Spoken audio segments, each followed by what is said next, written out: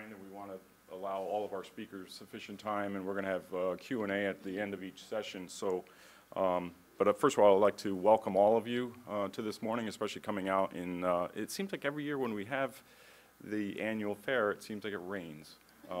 But we're glad to see you here today. On behalf of the Smithsonian Institution Archives and Special Collections Council, it is my true pleasure to welcome you to this year's third annual Archives Fair, Revealing Hidden Treasures in celebration of American Archives Month.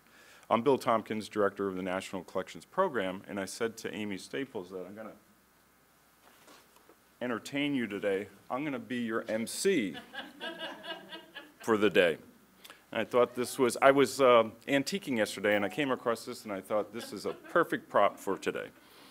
So please entertain me.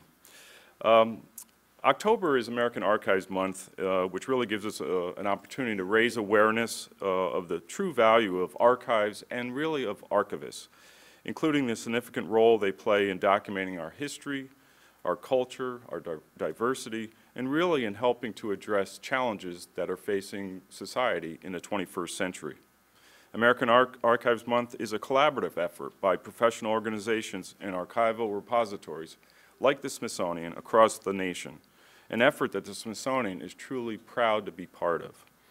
Smithsonian archival collections are fundamental to carrying out the institution's mission and our grand challenges of our strategic plan, serving as an intellectual base for scholarship, discovery, exhibition, and education. Our archival collections are a national and global resource which are accessed each year by thousands of visitors and researchers using traditional methods as well as new technologies to explore subjects everything from aeronautics to zoology and to the history of the institution itself. Through these collections, totaling more than 136,000 cubic feet of materials, we present an astonishing record of American and international artistic, historical, cultural, and scientific achievement, with a scope and depth that really no other institution in the world can match. Today's program will provide a snapshot of the breadth of the Smithsonian's archival collections and the expertise of our archival staff. The program will feature a lecture series in this setting where our speakers will showcase some of our hidden archival treasures, discuss the application of professional practices, and highlight challenges and recent accomplishments in improving collections care, preservation, and accessibility.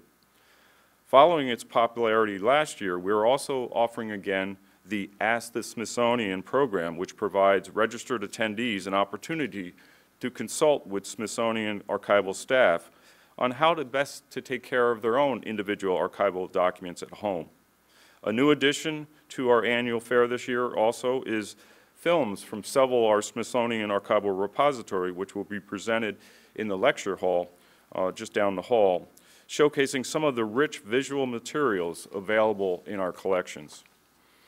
Our lecture series is made up of 7 presentations covering topics as diverse as historic postcards from Africa, espionage and discovery of World War II monument men, the art and science of field notebooks, field recordings of African dialects, the Carnegie Institute Museum of Art Records, the digitization of folk music records, and the fascinating, the weird, and the disturbing from the collections of the National Anthropological Archives.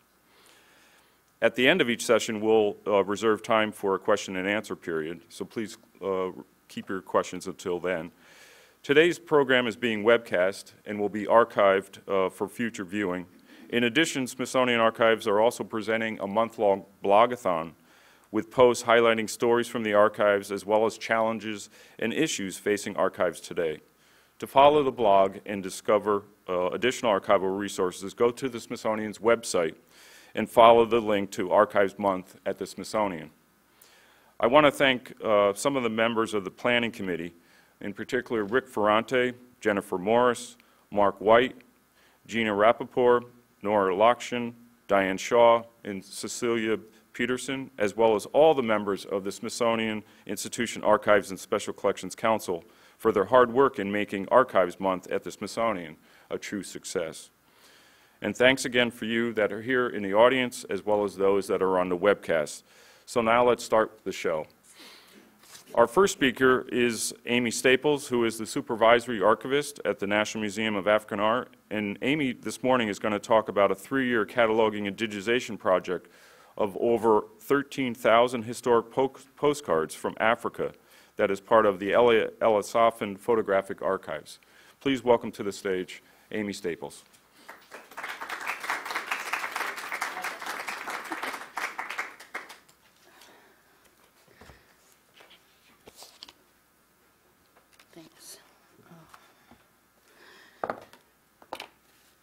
I should say 3+ years. This is an ongoing project.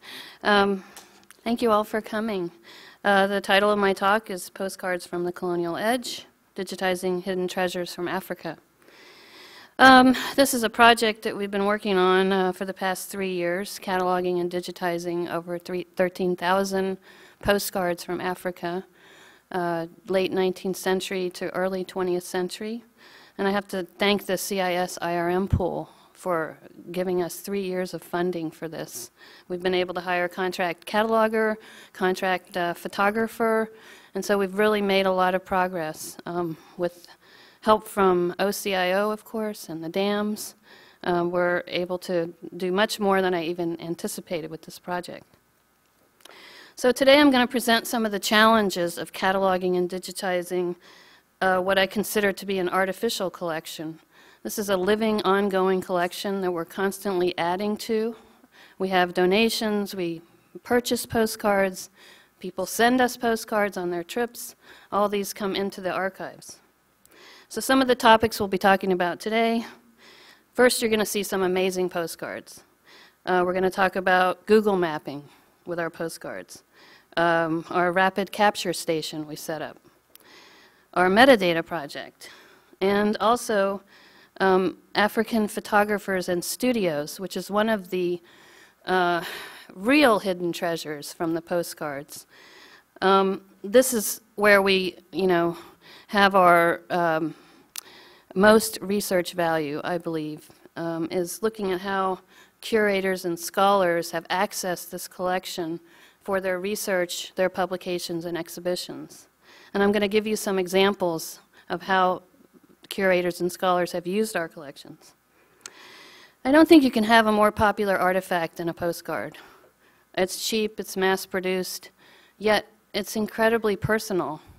And I think one of the other treasures of the postcards is the verso, which a lot of people aren't really looking at now. But those are the personalized messages. That's where you see audiences' reactions to the images. This is where you can get reception from 19th century even. So it's a really important resource looking at the backs. So I'll be talking about the backs as well. Let me move on and just give you a little background about the archives real quick. The archives was founded in 1973. We were a private museum on Capitol Hill then. Elliot Elisaphan, the Life magazine photographer who traveled in Africa extensively in the 40s, 50s, 60s, and 70s, donated his entire collection to the private museum on Capitol Hill. That included over 60,000 negatives, prints, slides, as well as over 700 objects. So now the archives has grown to over 200 collections with about 350,000 items. We have rare collections of photography from Africa dating from the 1860s to the present. The postcards is just one of those major collections. Okay. So today I want to talk about the historic postcard collection and this project. I have to say that I'm constantly surprised with the diversity of images in this collection. Some of them are, of course, very stereotypical, Western stereotypes, colonial mythologies. But then some of them are surprisingly diverse, cosmopolitan, modern. So, you just don't know what you're going to find when you open up a binder. One of the things that I've tried to do with this project is look at postcards as artifacts. Look at the layers that a postcard contains. You have the photographs, you have the artwork that might be on the front, on the recto. You have captions and titles that tend to ground the image, that tend to create meaning. You have the personal messages, the handwritten reactions to the images, messages to family at home. Mainly these are colonial officials or travelers.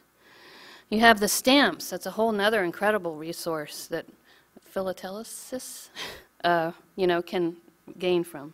I hope I said that right. You have the postmarks, which date the images and ground them in the locations.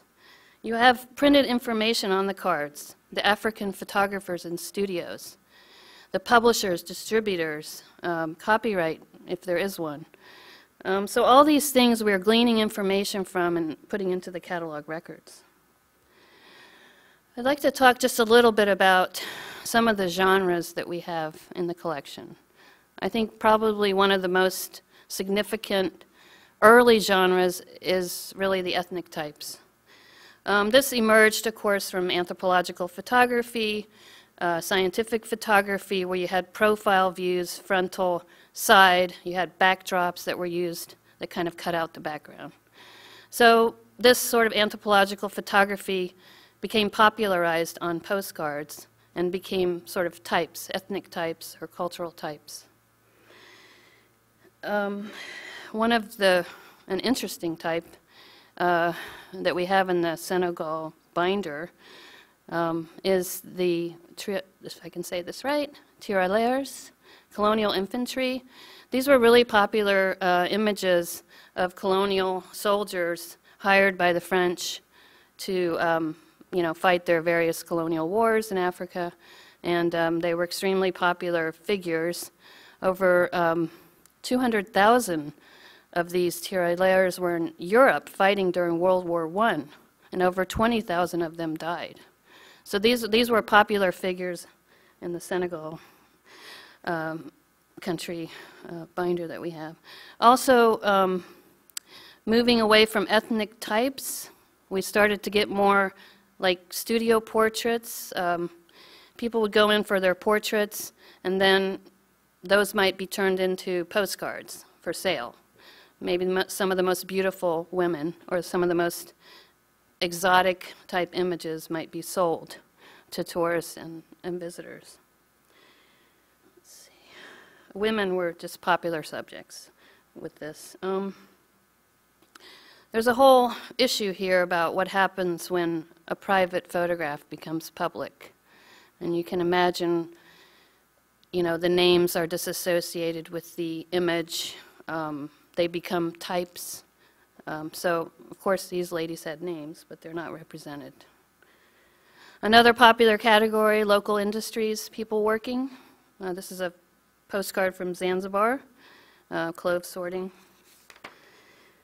Another popular genre, historical events and ceremonies. This is a meeting with colonial officials and indigenous leaders. And of course, some of these are staged particularly for the photograph, and then they become postcards. Here's another historical event, and this one is particularly of interest to our museum because of the masquerades, of course. Missionary postcards, another huge genre in the collection. Generally, missionary postcards focused on education, teaching people trades, ceremonies like First Communion here. And then, again, looking at the captions, the missionary cards are so much in the sort of civilizing mission. This caption even encapsulates that idea, although it's not a missionary card. It says, civilization invades the Congo, every region and every fashion. And this is a hand-colored postcard. Scenic views, which really speaks to the introduction of tourism in Africa that started in the late 19th century, early 20th century, especially Zanzibar, Dar es Salaam were frequent stops for the cruise lines, around Africa Cruise, for example. Set up for tourism, rickshaw boys who would transport tourists, to various locations. Here we have a kind of an interesting juxtaposition of the rural cattle herder with the sort of urban mode of transportation. There's a kind of a strange creolization going on here. Also, art in situ. This is a favorite genre of our museum. This particular postcard was used in an exhibition called Astonishment and Power, which was about Congo Minkizi. You can see in the front there's a little figure. It's known as a Minkizi figure.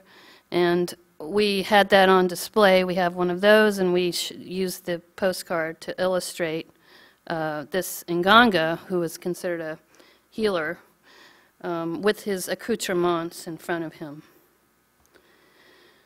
The relationship between photography and stamps is also very interesting here. Here you have a reflexive example where an individual placed the stamp of, from the photograph that it was taken from and made into an artwork. Here's another reflexive example of that.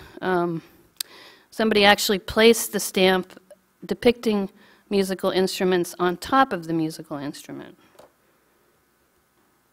That's just a sense of the diversity. There are many more genres, but that's just a sense of some of the best ones.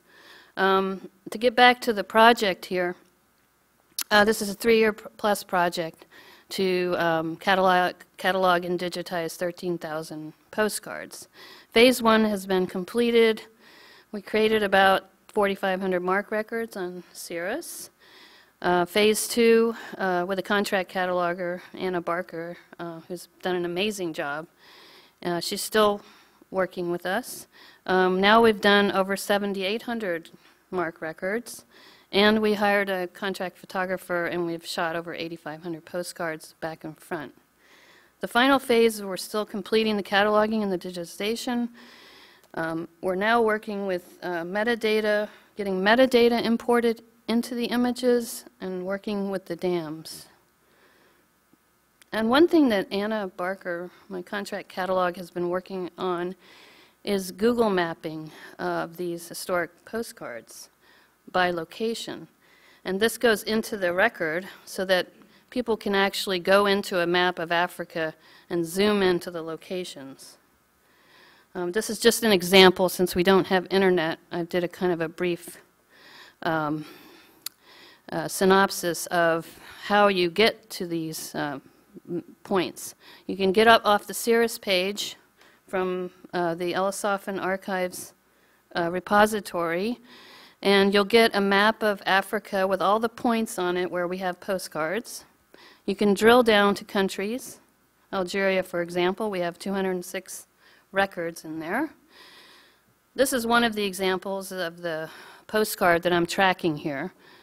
So if we can go into Google Earth, you can actually see the town, zoom in to the actual location, the GPS location, and you can compare the views from yesterday and today. So it's really exciting, and I see all kinds of possibilities on exhibitions and websites that we could work with this. Steps towards digitization. We had to do quite a bit of work to get ready for this.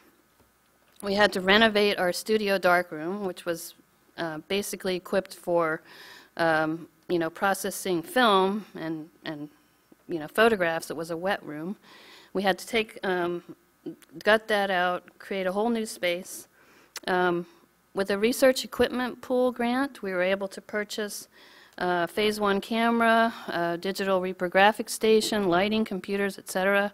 And we were able to hire the contract photographer with the CIS IRM pool grant. This is the workstation we created.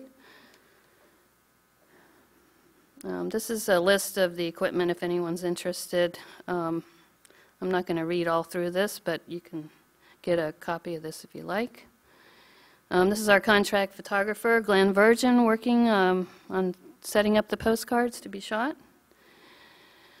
The Phase 2 and the digitization really required us to establish procedures for how we were going to capture these photographs and what was important in the process. So we created a workflow, included standardized file naming, compiling the recto and the verso views because we really want the front and the back represented in each catalog record. We established a post-production process for organizing and storing these digital assets, and now we're working on getting embedded metadata from the SIASC records into the postcard images. This is Glenn working on shooting postcards. The embedded metadata project is really, we're just beginning this right now. We've been able to, with the help from Ken Ram and Jim Feli at OCIO, we've been able to export text reports from SIASC and import it into the IPTC core via photomechanic software. We're still testing this, but it seems to be working pretty well. So the embedded metadata is quite rich. This is the mapping that we had to do for SIASC. We had to give them what mark fields did we want to capture and where did we want them to go into the IPTC core. And this is just an example of how the SIASC record looks on the left and then how the metadata gets embedded into the various sections in the IPTC core. But let me move on to really the sort of the more meat of this presentation, which is really the research value and the surprising things that are coming out of this collection. Our contract cataloger, Anna, has now compiled over 1,000 different names of African photographers, studios, publishers that were working in Africa late 19th century, early 20th century. Most of these photographers are virtually unknown. The only record may be the postcard that they actually survived. In this case, I'm going to show you a few photographers who scholars have actually done some research on. For example, Alphonse Liscaroux was a Creole, lived in Freetown, was the most accomplished photographer in Freetown. He had a studio in the middle of town, and he even showed films there. But he was very fond of shooting local views and, you know, personalities, local industries. He also did a lot of portrait photography, Victorian-style portrait photography, and he would show, he would capture events like this Bundu masquerade, which is a women's secret society. But the interesting thing about this is there's many versions of this card. This is the most, I think, elaborate and exotic hand-colored version. Of course, the masks don't look like this, with pink and green and yellow, but that was a way to commercialize and create another version for sale. And, you know, these really appealed to European travelers, colonials, who would send them back home. So we also find multiple versions of cards. Another important area for African photographers was Zanzibar, because it was a tourist site. It was a port, very busy port area. We've identified about 20 different photographers working in Zanzibar at the turn of the century. A. Gnomes is one of them. This is a wonderful image of three women, I think. The one on the right, I'm quite not sure. But these are fairly well-to-do, sort of cosmopolitan Zanzibarians. Most of the focus in Zanzibar is really on the art, the artwork that you can find as you wander around. Another interesting photographer, Kazimierz Zagorski, he was a Polish immigrant to Luango, on the Luango coast, which is now Brazzaville, Congo-Brazzaville. He worked in this area for over 20 years. And he really, I think, tests the boundaries of what is you know, is this a artistic portrait or is this a sort of ethnic type? his photographs were really well composed. He was technically proficient, he used lighting, shadows, and he produced these incredibly beautiful portraits that went into a portfolio of about 400 images called Disappearing Africa. But these really, I think, set the tone for, he was working in between the two world wars, so I think this really sets the tone for how Africa got represented after the war. Because I think you begin to see the shift from sort of savagery to a kind of a brightest Africa, beautiful Africa in some of these images. And these were included in an exhibition called In and Out of Focus by Chris Geary. It was done in 2002 at the museum. Another really fascinating example of how the postcards inform our curators. Robert Visser, he was a German merchant. He also was working in the Congo. The thing that's not well known about Visser is while he was a merchant and a collector, he collected Minkizis. Remember those figures that I showed you before? And many of those went to European museums. He also collected ivory. But the thing that's not well known about Visser is that he was a photographer, an avid photographer.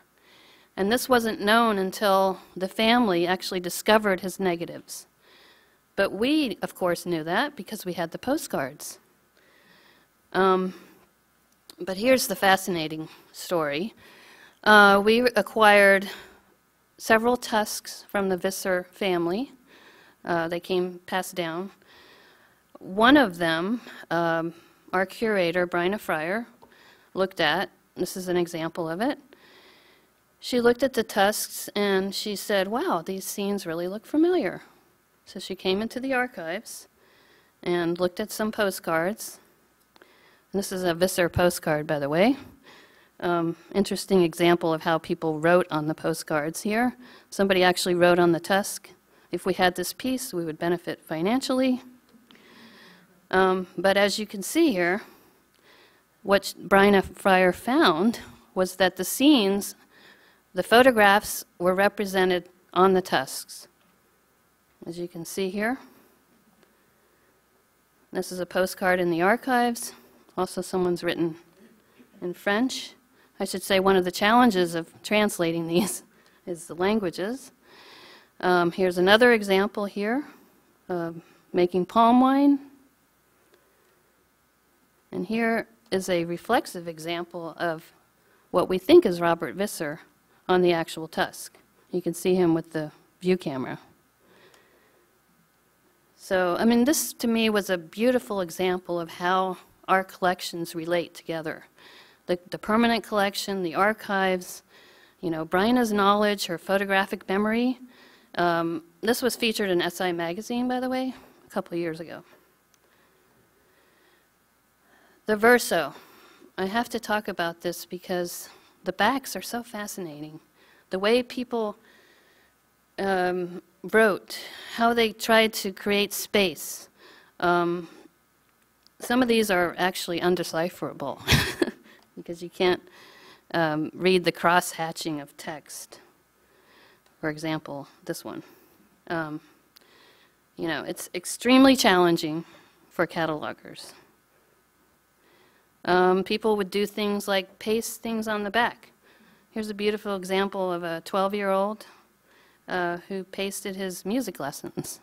It looks like he sent them to maybe his father in France, and the favorite instruments that he liked. Here's another creative example of people writing on the front.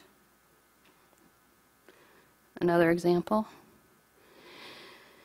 Now, I took a postcard at random and looked at the back. This is the one I chose, totally at random. And I have to say, it doesn't refer to the image at all, which is really interesting. But I learned so much reading this.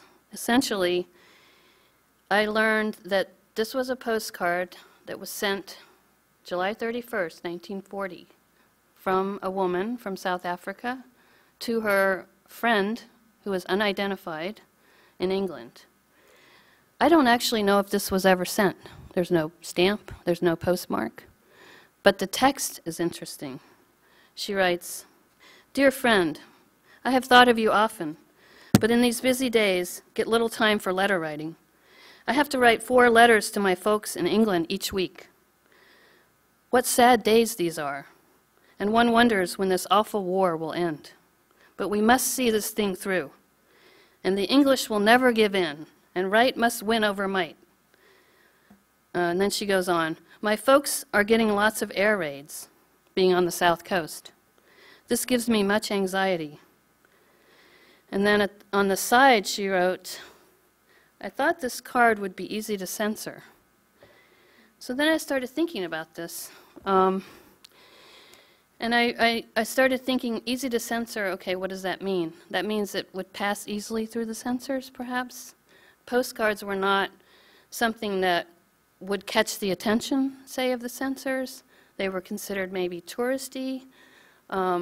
They were open, anybody could read them, so why would you cover something up that, you know, might be like, you know, English will never give in and right must win over might.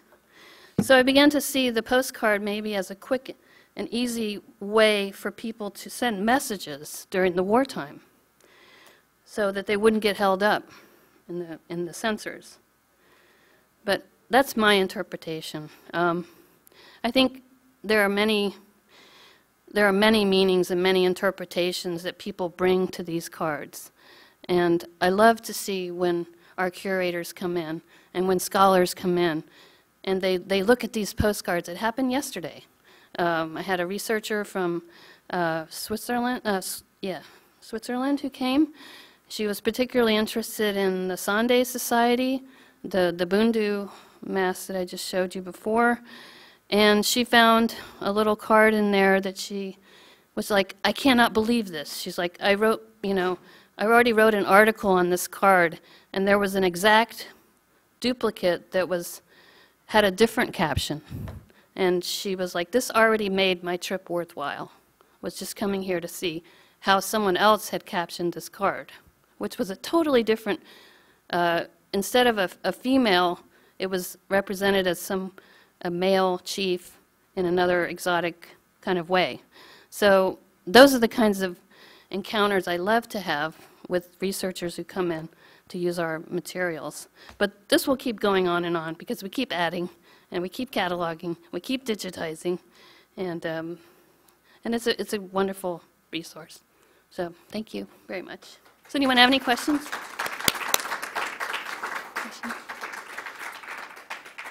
Any questions? Yes. Just a technical question, I guess. The decision to photograph as opposed to use a flatbed scanner?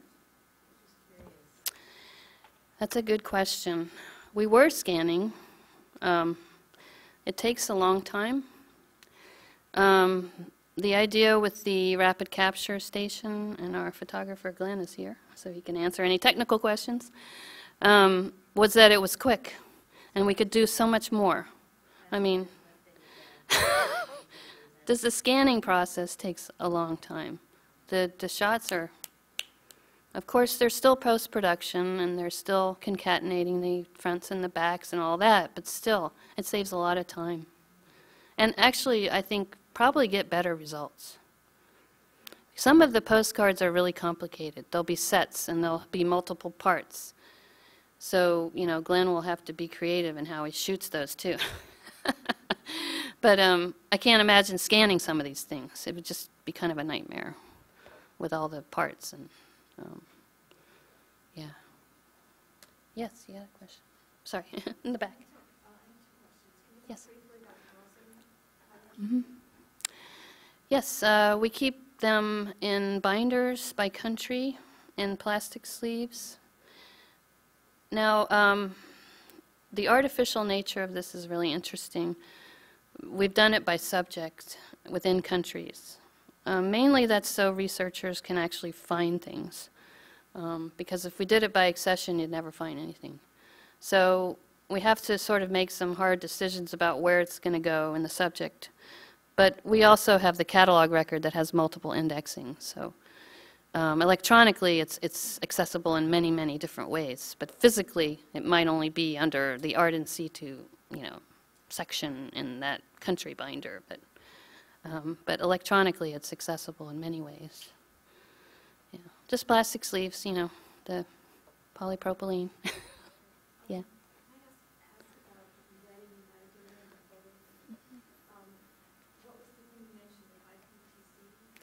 Right. Now, this is the Adobe Bridge software for the International Press Trade Commission, I believe, who set up embedded metadata for photojournalism. So it's Adobe Bridge. But we have to use another software, Photo Mechanic, to pull some of the information in from TMS or SIASC. That's just a kind of a helper software. Yeah. Mm-hmm. Yeah. And I mean, Ken Ram in the DAMS group has really been the one who's held our hand and helped us through a lot of this. And my contract digitization person, Jess, is also sitting here. And she's really savvy in all this, so she's been able to help us, with this whole process incredibly. Couldn't have done it without her. Yes. Oh, sorry, Jan. Yeah. First of all, as far as the digital paperclip, if you were talking about concatenating the front and the back, or in the case of that little pull-out music report card and that kind of thing, did you use metadata to keep those things together, or is there some other method to make sure that a researcher could find both the digital version of the front and back, or those sets that you mentioned? Yes, that's a little complicated, but we do shoot, well, maybe Glenn, you can explain the process is we are capturing in a very large raw file. We save the raw file at the front. We shoot back at the same time. We're not saving the raw files on the backs of the files. We do have the very large TIFF versions, and what I'm doing is I'm actually making this into one document so that they don't get lost. You have the front and back as the same file. I see. So the catalog is one unit. So it's one unit. You don't have to try to track two units and worry about kind of losing.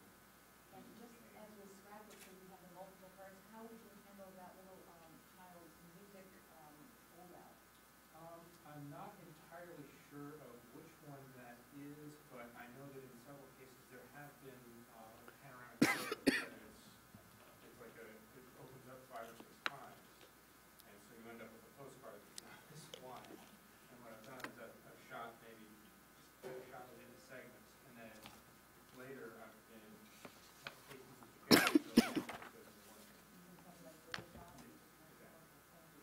And my other question, Amy, is I wonder if you considered contributing your historical images to History Can, which is sort of a history version of the Google Earth concept. I think probably we will. I know that Anna has suggested that. Yeah, I don't know if they have much on Africa, so that would be marvelous. One of the things that we need to think about is privacy issues. Maybe not so much for public domain material, but for things that are not in public domain. For example, names and addresses. We have to think about how we're going to block those out if we need to. There was a wonderful example of someone in it was a newspaper article who found a postcard in a book. I don't know if people saw this and tracked down the person. And then ended up being related to this person, which was amazing. But there are these privacy issues we need to think about. So before we start putting things on History Pin or things like that, we're going to have to address, those issues. Sorry, I'm cold. Yes. Kind of a two-part question. The archive has a large collection of stereographs as well. Has anyone worked with comparing the stereographic images and the postcard images? And are you planning on digitizing the stereographs at any point that you know Oh, we have actually shot the stereographs. We don't have that many though. We have only American History has a lot of the Keystone and Underwood. We have about, I'd say we have about 250. Not that many. Yeah. But I haven't seen any intersections really. I mean, it's Keystone and Underwood are the two that we have represented. But we don't have any postcards by either of those photographers. So I don't know if they did postcards, actually. Yeah. That's a good question. Yeah. And a cataloging question, actually, because I'm actually working on a very similar project. Okay. I've noticed that across various departments, postcards are sometimes classified as photographs and not as postcards. I'm just wondering the cataloging has gone in terms of classification. Do you classify these as postcards? Yeah, we do. I would choose to do that as well. But you raise an interesting question because some of the postcards are what they call real photographs, you know. This is a true photograph. This is a real photograph on the back, you know. And, you know, early on, of course, they were colotypes, right? This was a printing process, late 19th century. And then once you had the capability of actually reproducing, you know, the photographs on photo paper and making the card stock, that came along a little bit later, 1915, I believe. So, but you can, of course, tell if it's a colotype or a true photograph. But that is a good point because you might want to have photograph in the record somewhere if it's a true photograph and not a colotype. Yeah, some kind of subject access. I don't know if we've actually caught on to that yet. I'd have to talk to Anna about that. Although we do have the true and the colotypes and the halftones and all the different variations, the printing variations are interesting. Yeah, I Yeah. found in my own cataloging work that it can be kind of hard to parse those out just based on looking. It's, at a certain point, the printing technology gets to be a little murky as to what exactly you're looking at. Right, right, And some of it, yeah. Yeah, I was just curious about the tension between, is this a photograph, is this a postcard? well, I mean, we classify them all as postcards, but I do think there should be some kind of index to the photograph if it's a true photograph. Yeah. I do. And it is hard to tell. I mean, even with a scope, you know, sometimes, you know, you might not be able to see any grain. You might think it's a photograph, and maybe it isn't. There's a question back there? Yes. Yeah, first of all, thanks again for putting this together. Oh, yeah, sure. Quite fascinating. Mm. My question is more about long-term, after you're done with the project. Are any thoughts at all about an exhibit, other than a virtual exhibit, I mean, given your privacy concerns? Yeah. That may take a while. Any thoughts about an exhibit, either traveling or something here? Oh, boy, we have thought about that a lot. And actually, these postcards are so popular with the public. We had an article in the Washington Post, maybe, I guess, about 6 years ago. We had a reporter come in, Paul Richard, and do a story on the postcards. You would not believe the response I got. The phone was ringing off the hook. People were showing up to see the exhibit. You know, it was really an article about our collection. So that clued me in right away that we need to do an exhibit, and we will do an exhibit. And we've already thought about the ways of showing the actual cards, but also ways of showing them electronically, what people can do to flip them over, see the backs, or maybe send them out to friends, things like that. We have been thinking about that. We just need more staff to be able to do the fun things that we want to do. I'm probably running out of time. I'm not getting any signs. Any other questions? Thank you all for your interest. Appreciate it. Oh, I wanted to say, if you want to learn more about the archives, you can check out our website at africa.si.edu.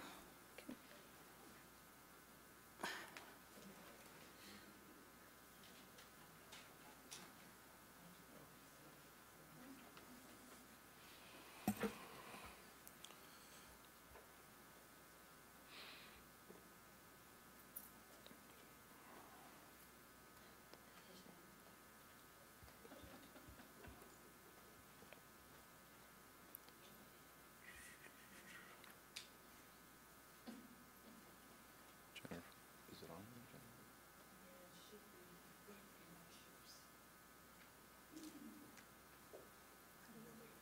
Is it maybe?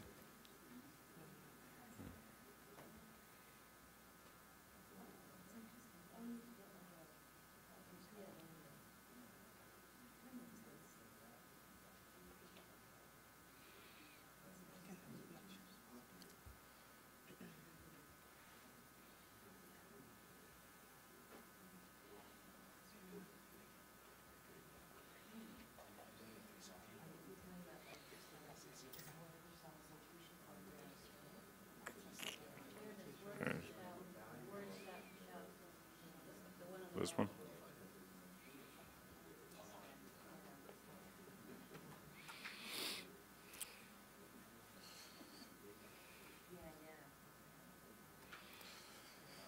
Well, thank you, Amy. I think you really kicked us off on a nice, the theme of today is really revealing hidden treasures. And, you know, I think this is fascinating of the research value that just from postcards that we only assume has a certain limited value, but they don't. And I think that's really rewarding. Continuing on the same theme, our next speaker is Jennifer Morris, the archivist at the Anacostia Community Museum. And Jennifer's going to talk about a preservation and cataloging project that the museum has done with the papers of Lorenzo Dowd Turner, who is a pioneering linguist. And the collections at the Anacostia Community Museum of Turner contain approximately 110 field recordings as well as, in addition, photographs. And she's going to really talk about that project. And these were taken by Turner in the United States, Brazil, and Africa. Please welcome Jennifer Morris.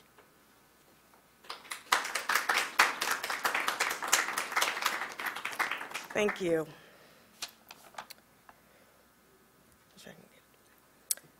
On August 9th, 2010, Word Shout Song, Lorenzo Dowd Turner, Connecting Communities Through Language, opened at the Anacostia Community Museum. Curated by Alcione Amos, the exhibition looked at the story of Turner's research and quest to document the retentions of African languages and culture among the Gullah Geechee people in the Sea Islands along the coast of South Carolina and Georgia, and also African retentions in Brazil.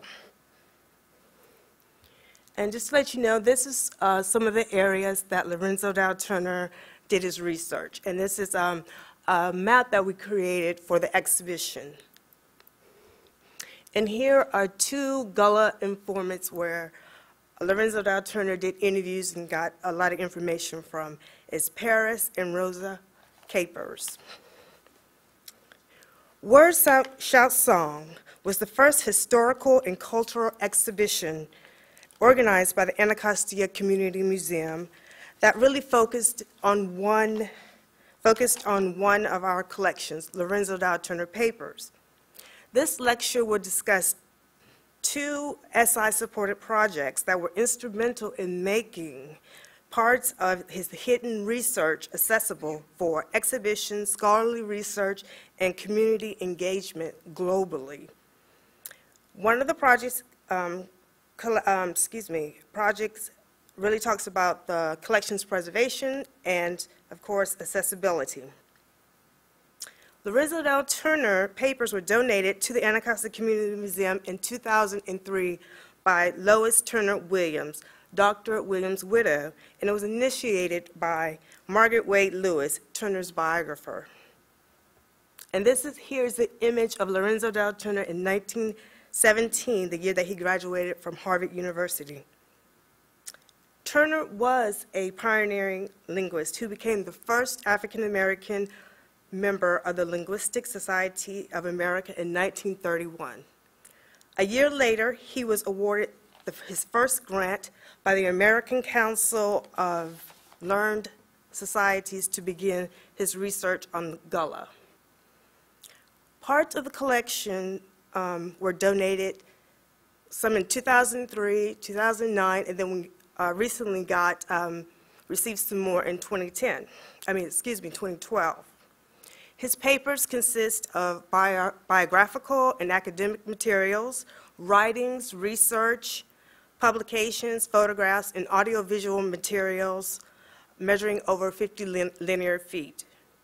The bulk of the audiovisual materials entered the collection in 2009 and includes original field recordings made by Turner in the United States in the 1930s with the Gullah people, 1940s in Brazil, and West Africa in the 1950s. Principally in Africa is Nigeria and Sierra Leone. The field recordings consist of acetate and aluminum discs and are significant because Turner proved through scientific research and those field recordings that the residents in the dialect that was spoken by the Gullah people had African words and expressions and conveyed cultural traditions. Turner used these recordings and looked at the tone, the syntax, and noted in the structure and noted their similarities between the Gullah and then various African languages. And this here is an image from our exhibition. And if you can kind of make it out, you can see where we kind of took the word okra, and its American terminology, gumbo, the Gullah word, gambo, and then the Kambundi word is pronounced two ways. I heard it pronounced two ways, kingumbo, kingumbo. And it's because of Turner and his research that we now know some of the origins of some of our English words that have African origins. And this is just a map of some of the languages, Africa to America, the areas in Africa, and where they went to the New World. Although the bulk of the field recordings made by Turner are held by the Archives of Traditional Music, Indiana University, Bloomington, the holdings at Anacostia Community Museum represent a hidden part of the research that are really unique, recordings that don't exist anywhere else. There are approximately 110 field recordings, with, of course, recordings on the front and the back of the disc, and include stories, songs, and poems used by Turner in his seminal work, Africanisms in the Gullah Dialect. Before being donated to the Anacostia Museum, Mrs. Turner kept the materials in her home. And as most of you know, the conditions of a home with no type of climate control, an attic or basement, you get some issues with the material. A lot of the recordings that came to us were in their original sleeves, like this here, and some actually had notes written on them, like here, and you cannot really make it out, but it says Snake Charmers, Sierra Leone. The condition of the recordings presented preservation issues one would expect from a collection in the basement or the attic. Approximately 15% of the discs had palmitic acid, and you see the residue there on top of the disc. 5% suffered delamination of that lacquer image, and others just needed cleaning. The collection staff determined that the discs were a preservation priority due to the chemically unstable nature of the material and also the research data that was still on the disc.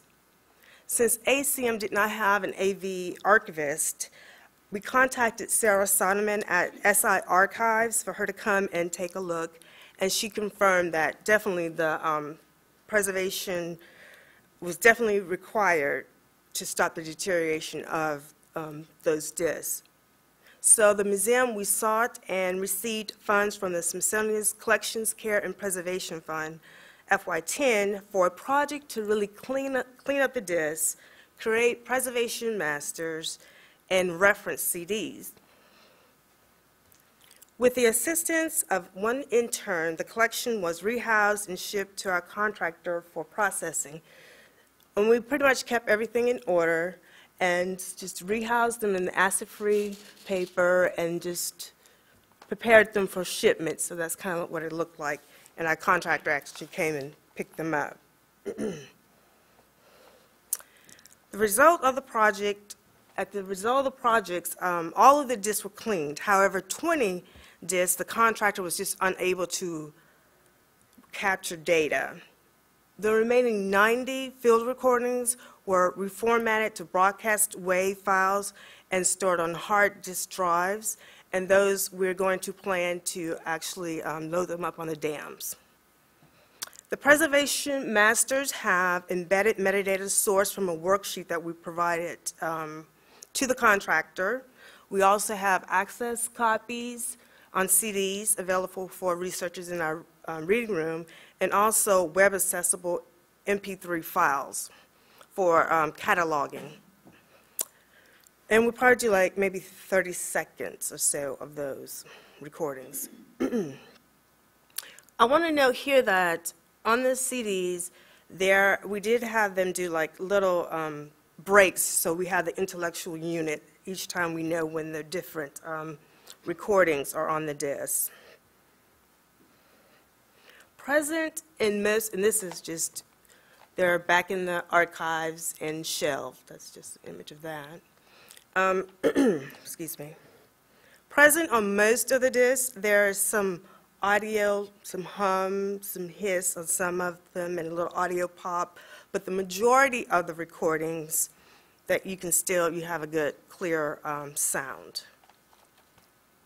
And I just want to play just a little of the preserved recording.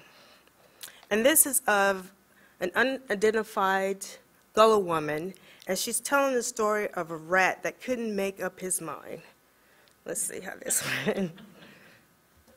Does that work? Technical? Nope. Oops.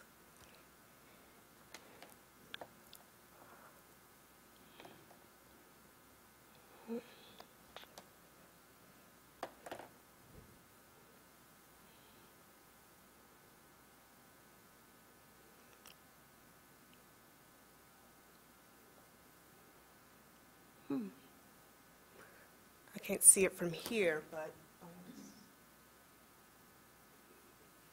okay.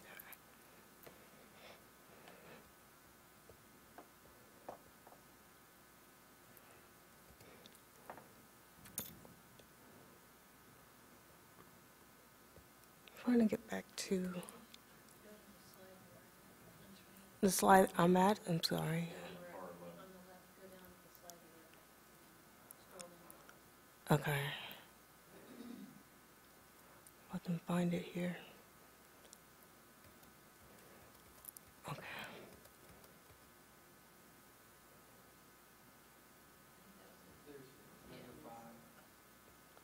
Okay, thank you. Let's hope this works. Nope.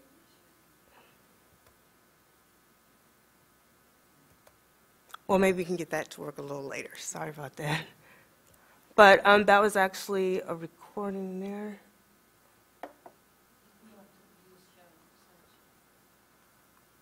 Oh, I just cannot see from here. Sorry.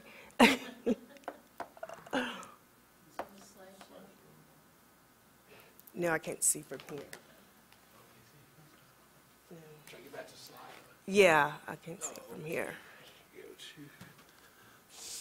Let's see, and then see from the beginning, and then we just go. Okay. Yeah. So back Okay. on right, yeah. Thank you. You're welcome. Well, maybe we can listen to that later. But that was the first project that was done. The second project, which assisted in the revealing of the hidden research of Lorenzo Dow Turner, was a cataloging project.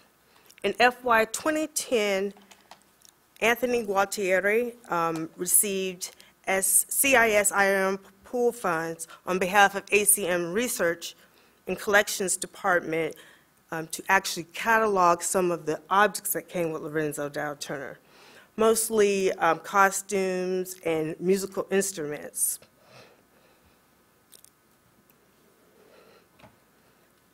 After his project was complete, there were unspent funds, so I requested to reprogram the remaining funds towards a related project, the cataloging of over 1,400 black and white negatives taken by Turner during his field work in West Africa on a Fulbright Research Award in 1951.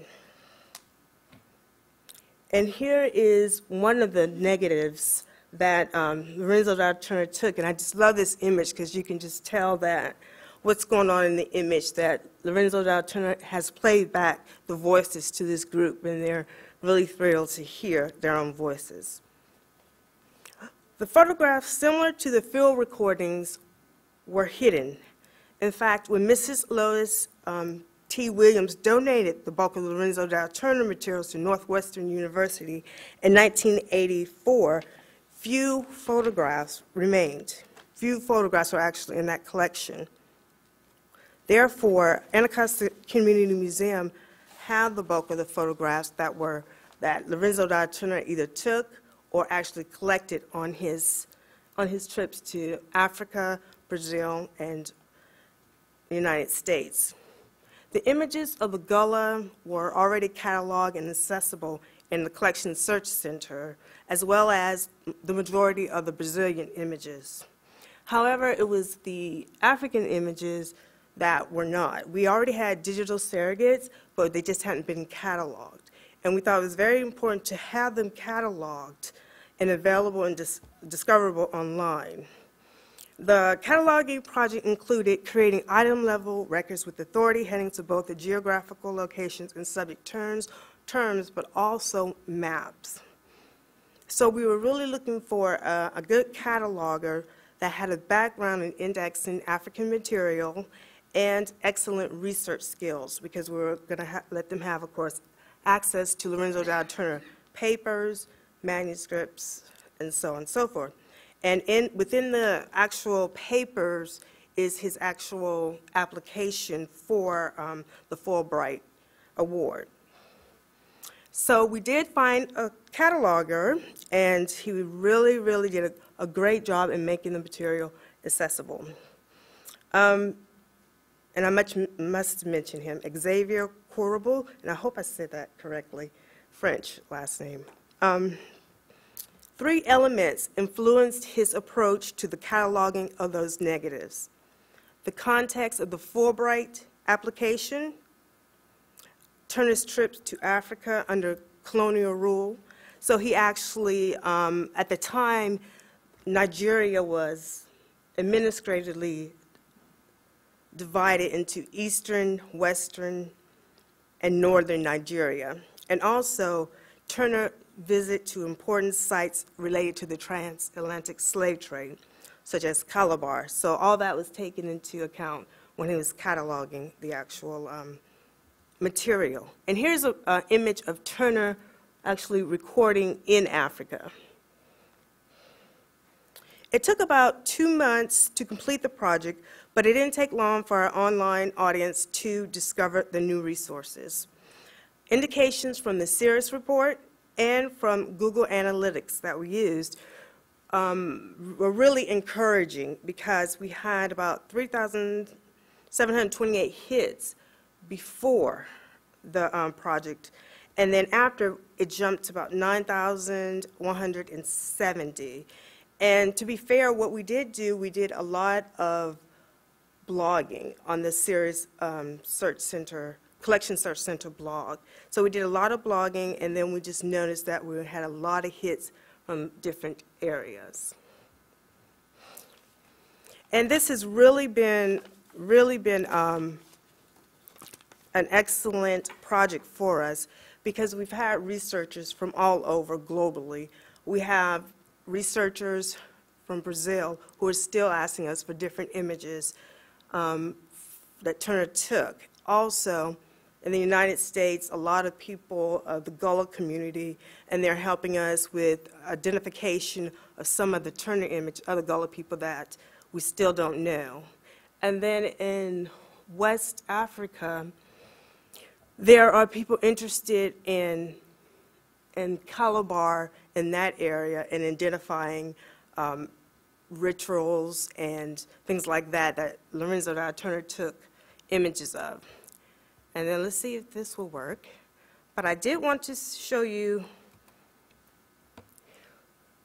is that what? Yes. Some catalog records here.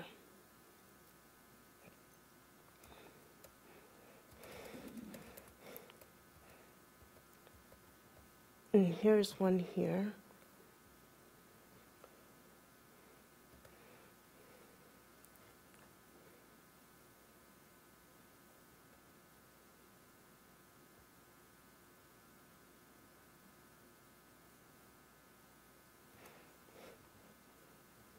Here we go.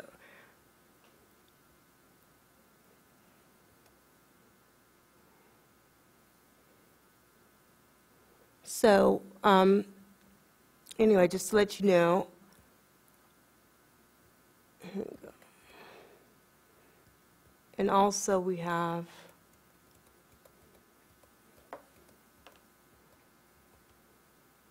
maps. If I can get to the maps.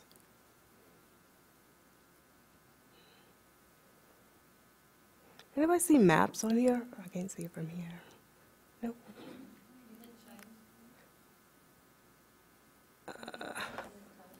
I'm sorry, I can't see from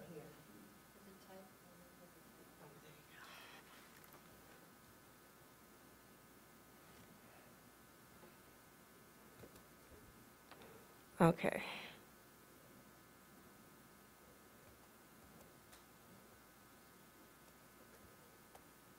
I can't see the maps. But anyway, that's what it looks like. And as I said, it's a very popular collection, and we still continue to actually benefit from the projects, both the projects, the preservation project and the cataloging project. Thank you.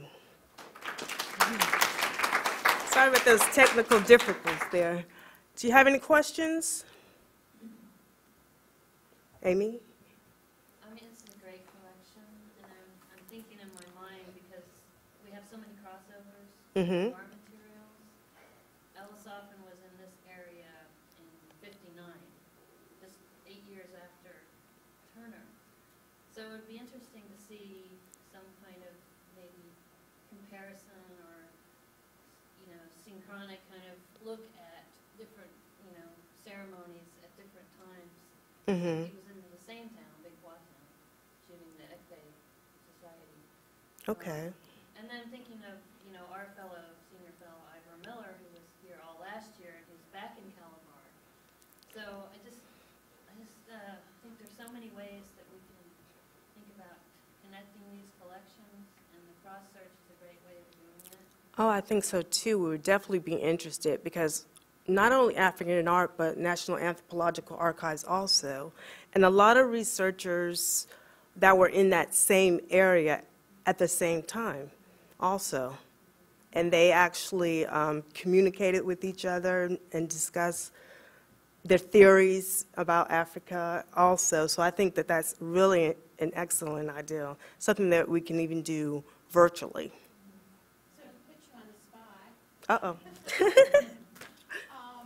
or maybe Amy too, why do you feel like the Collection Search Center may not be doing that right now, bringing those collections together? If they're both cataloged, I know Amy's, you're the item level, right? No, I'm saying it does do that. It does do that. Yeah. So, With the cross-search, you can put in Big Bois town and look at. and And you turn want your your all stuff and postcards, so that it does allow people to do that now. but you thinking of it of a different way to connect them, to connect the resources. Yeah, making them accessible to other resources. Well, I was thinking more, even like since they updated this page, but even like an image gallery or doing a separate page also is a way that we can make it kind of seamless for our researchers. And another thing about this collection is that it not only connects with other Smithsonian museum collections, but also we have Northwestern University. You have the Archives of Traditional Music, their collection of materials. And as I was going through it and processing a lot of things, I noted that some things that were missing, or we just had the sleeve. So I would go to Northwestern University, look at their finding aid on Lorenzo Del Turner, and then I would see and find the information. So there's a lot of opportunities to do that. And I think one of them is with the EAD, and that's why working with, that's encoded archival description, having that technology and and having a Smithsonian web portal with EAD finding aids is just also an excellent way to do that. So others who are interested in the collection and see, being the processor, I see a lot of connections with other institutions, and we just need a way to do that. And I think technology is the way to do that, and using the proper tools. Taylor?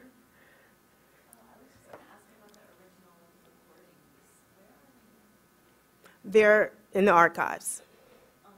Mm-hmm. Any other questions?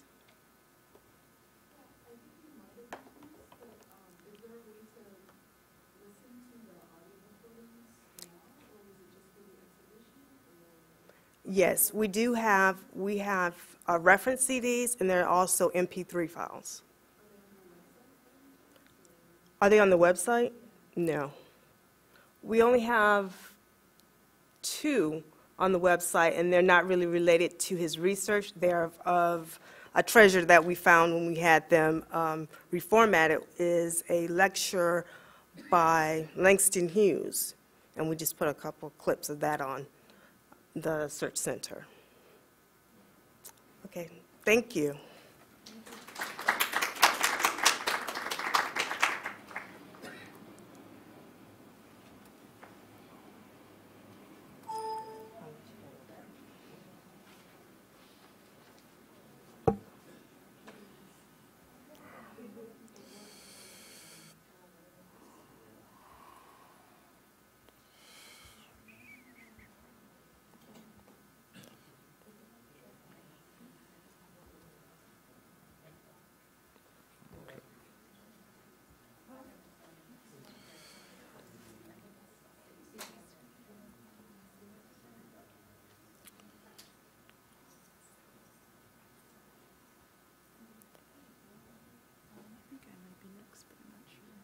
Okay.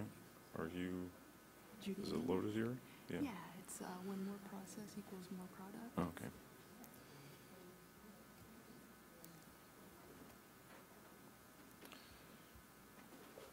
I'm hoping the audio works, but Okay. who knows? Okay. Are we gonna do it before this? Okay. Are you, we can, yeah. Oh, okay. Okay. We're going to just take a few minutes a break. We're a little ahead of schedule, and we're just waiting for one of the presenters. So why don't we start in about 5 minutes or so?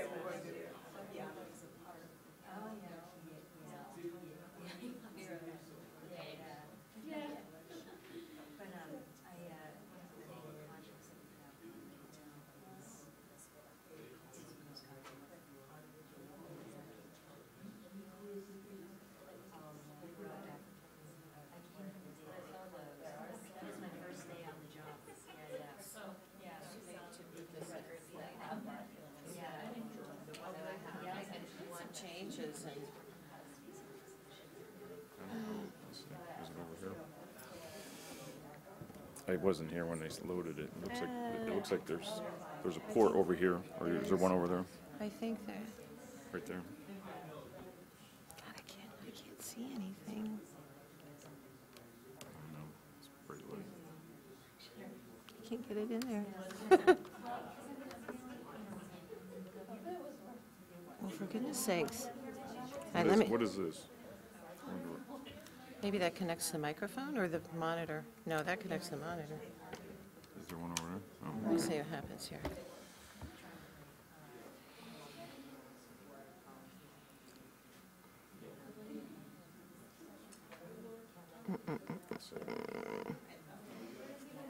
Exit, escape.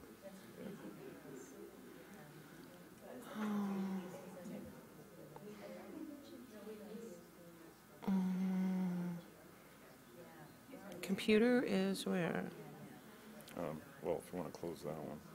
Well, I'm What you gonna- could do is go back to that PowerPoint that you just had. And I guess you could just go up and open it through. Oh, no, that's not the one I want to get rid of this one. I want to get rid of, Oh, the one that's on there? yeah, let me think here. Let me open this up.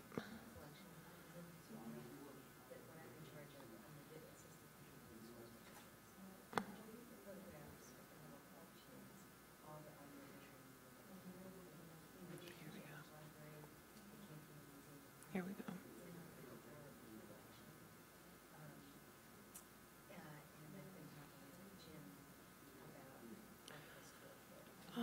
Let's see.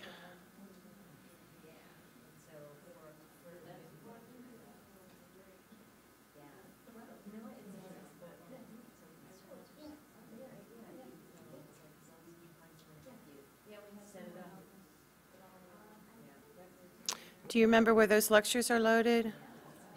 They must be loaded here somewhere. Yeah, if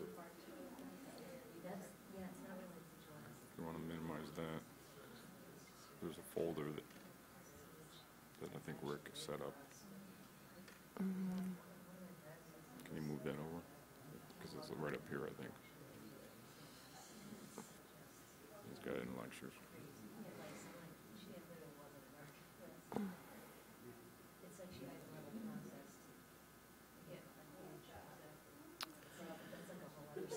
Replace the file. Well, you just want to paste, right? Copy and replace, so that's what I want to do. Okay. So, is that still open? Or is the, yes. And so, slideshow.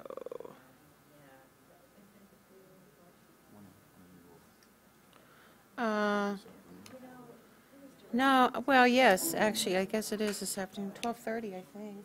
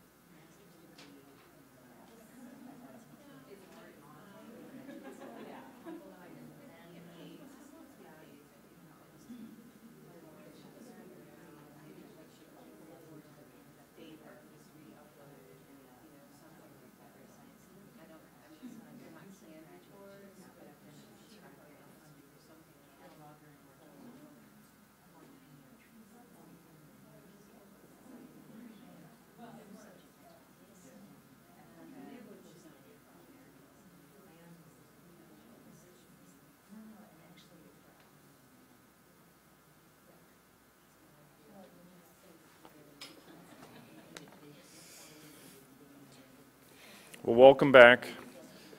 I think the last presentation sort of highlights again, almost Amy Staples started with it, but how everything is so global, and it's not just about the content, but also the research and the value of it, how it's interconnected, and how we as the Smithsonian, as well as other professional organizations and museums, how we need to make those connections with the content, as well as how the collections are really used for research and public consumption in a certain way. So it's again revealing the hidden treasures, and how do we sort of have all of those treasures communicate. We're moving now on to the next set of speakers. Judy Ng and Marissa Burgoyne from the Archives of American Art will talk about providing access to the Carnegie Institute Museum of Art collections. And I think their discussion will be interesting because it's not just about the providing access, but the decisions and the challenges they had to make in the process or of actually processing the material to provide access that will be revealing as part of this discussion.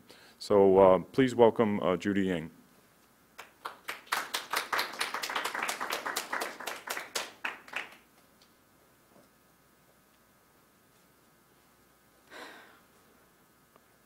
Hi, I'm Judy Ng, and with my colleague Marissa Burgoyne, we're happy to be sharing with you our experiences working with the Carnegie Institute of Art Records from two different perspectives. I'll be approaching this collection from the archivist's point of view, and Marissa will be speaking from the reference perspective, also known as the real world. First, I'd like to give a brief introduction to our Smithsonian unit, the Archives of American Art. We were originally founded in Detroit in 1954 by art director E.P. Richardson and business executive Lawrence Fleischman, and joined the Smithsonian in 1970. With more than 5,000 collections totaling over 15,000 linear feet of material, we are the most widely used research center dedicated to collecting, preserving, and providing access to materials that document the history of visual arts in America. We collect the papers of artists, collectors, critics, and scholars, as well as the records of museums, galleries, and art associations and organizations. On this slide, I've included images posted from our Tumblr account of the types of materials you can find in our collections. These include illustrated letters, journals and diaries, artwork in the form of sketches and studies, and graphic images. Before jumping directly into the Carnegie records, I'd like to give a quick explanation for the title of this talk, When More Process Equals More Product. Before collections are served to researchers, they're processed by archivists, which essentially means we arrange materials into a more usable order. In minimum level processing, the main goal is to make sure that like materials are grouped together. So for example, all correspondence is arranged together in a logical way. The same applies for writings, photographs, and diaries. Basically, like goes with like.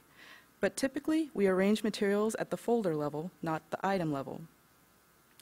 In full processing, we go deeper into arrangement and make sure that within folders, materials are also arranged logically. We also make sure that obvious things like paper clips are removed, acidic papers are housed properly, and we photocopy anything that needs preserving if necessary. Minimum level processing goes relatively quickly, so you can make more collections available to researchers, hence more product, less process. Full processing, while deeply satisfying, takes time, so typically less of an archive's holdings are made available to researchers. However, especially after working at the Archives of American Art, I would make the argument that for the right collection, more processing can lead to even more product, and that archives can benefit from using an intermediate approach where the decision to process at either a minimum or full level takes into account a collection's research value and current state of usability. Okay, now on to the Carnegie Institute of Art Records. This collection is a complete record of the first 55 years of the museum's work, starting with the planning of the first Sloan exhibition in 1885 and ending with the cancellation of the Carnegie International exhibition in 1940 due to the war. It contains the correspondence with artists, galleries, collectors, other museum directors, and literally thousands of other people. It also contains loan exhibition files, planning documents, and sales records related to the Carnegie International, all departmental interoffice memoranda, and reports to the Board of Trustees. In all, there's over 260 linear feet of material in the collection. On this slide, you'll see photos of the founder, Andrew Carnegie, and the first two directors, John Beatty and Homer St. Gaudens. The archives received this collection in 1967, and because it has always been recognized as having high research value, we completed microfilming it in 1972. That value was recognized again in 2008 when the archives received a 3-year Brown Foundation grant to fully process the collection. Before fully processing a collection this size, you have to ask yourself, is it worth it or not? 3 years is a long time, after all. First, as I mentioned, there's a lot of correspondence in this collection. Nearly every late 19th and early 20th century American and European artist is represented, from Winslow Homer and Mary Cassatt to Henry Matisse and Alexander Calder. And this correspondence covers everything from sales and purchases to updates on their daily lives, if they happen to know the directors personally. There's also correspondence with virtually every other major museum director, gallery, and collector discussing exhibitions, loans, sales, and purchases. Solo and group exhibition records often include correspondence with individual artists and collectors, exhibition opening invitation lists, and sales records. And the records of the Carnegie International include jury invitations, jury ballots, organizational documents, artist invitation lists, insurance and sales records, and scouting reports on artists living abroad. So yes, lots of material with high research value.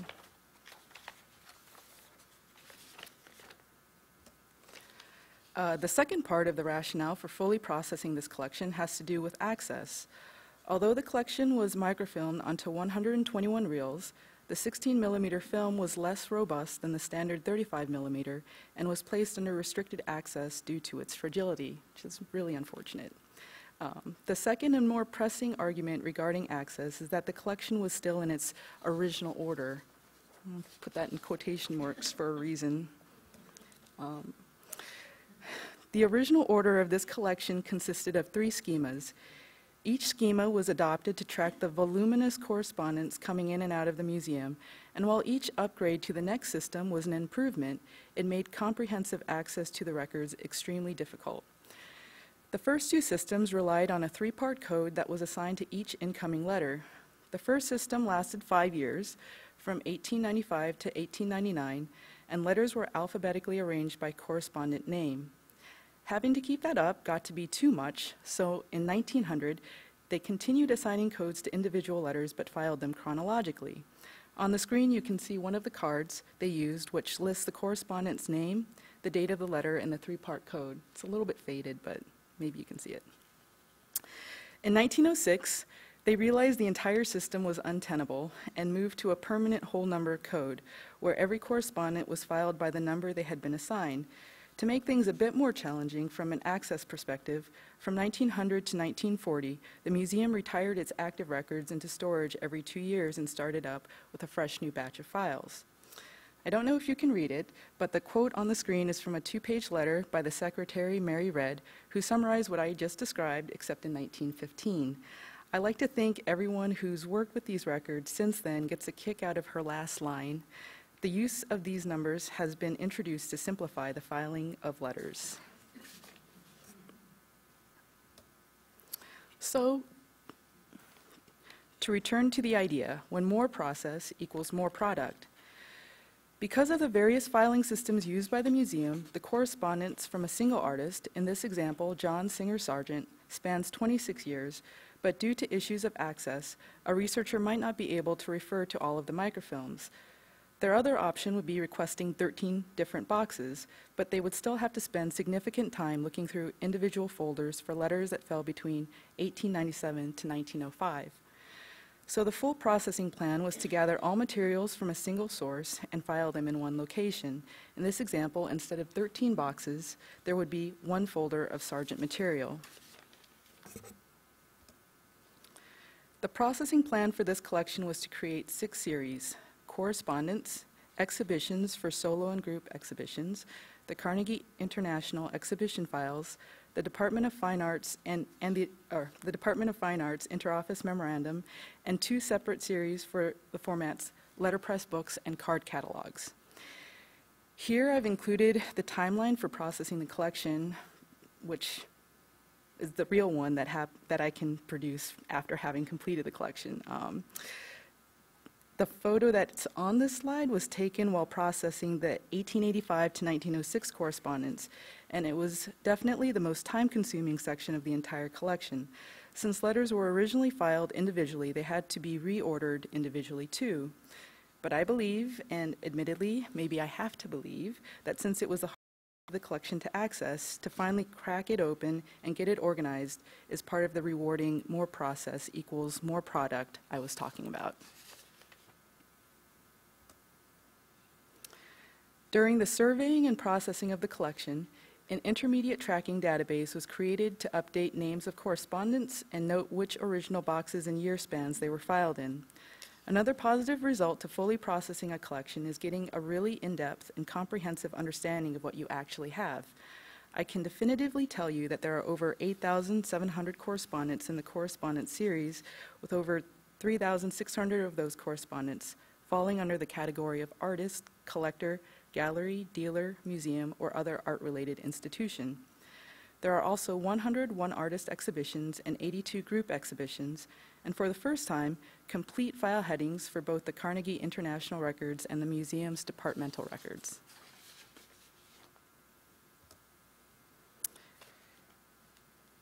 In 2011, an additional grant from the Terra Foundation for American Art allowed for the partial scanning of the collection. Based on the amount of linear feet that could be scanned with this money, 2 series, exhibitions in the Carnegie International, were selected for scanning, along with all the correspondence from the first 2 museum directors, John Beatty and Homer St. Gaudens. If the entire collection couldn't be scanned, I believe this is an excellent compromise, since I see these 2 series as being the most difficult to access physically while still containing high-value research material. Our webmaster, Sarah Snyder, helped create this query in Google Analytics to count visits to all pages related to the online collection. Since October 8, 2011, the Carnegie Records Collection online site has received a consistent number of visits, a lot of returning visitors, and a relatively low bounce rate. It's unclear if this means visitors are finding what they're looking for or not, but for the sake of this talk, I'll take the rose-colored glasses view. Finally, before I turn things over to Marisa, I just wanted to share with you a few excerpts from letters that I enjoyed while processing the collection. Which I hope this works. Our profession is enslaved. It is for us to set it free. The jury system has proved a failure since hardly a single painter of talent in France in the last 50 years has not been a victim to the system. Amongst those refused again and again are Corot, Miller, and hosts of others. These men were kept back for years. We need a new system. The old one is used up. I hope you will help to manufacture a new one. April 15, 1916. Our little city is full of ambulances and we are busy with the wounded. But I see the war is admirable, but I can make nothing out of it as a painter. Nearly 2 years that I have not touched a brush. Painting is too small a thing alongside of the events which are proceeding at this moment. When civilization shall have triumphed over the barbarians, I will perhaps become once more a painter. For the moment, I do not think of it, but I'm certain of becoming a painter again, because it is certain that the barbarians will be vanquished. September 29, 1940. Alas for the present, for God knows how long it will last. I can no longer work in my dear France. The reasons are clear to you. I cannot any longer even return to Paris, where I left, besides all our business affairs, handling my canvases. I have pondered a long time before making a decision. I must go where I would find liberty, the attitude necessary for my work.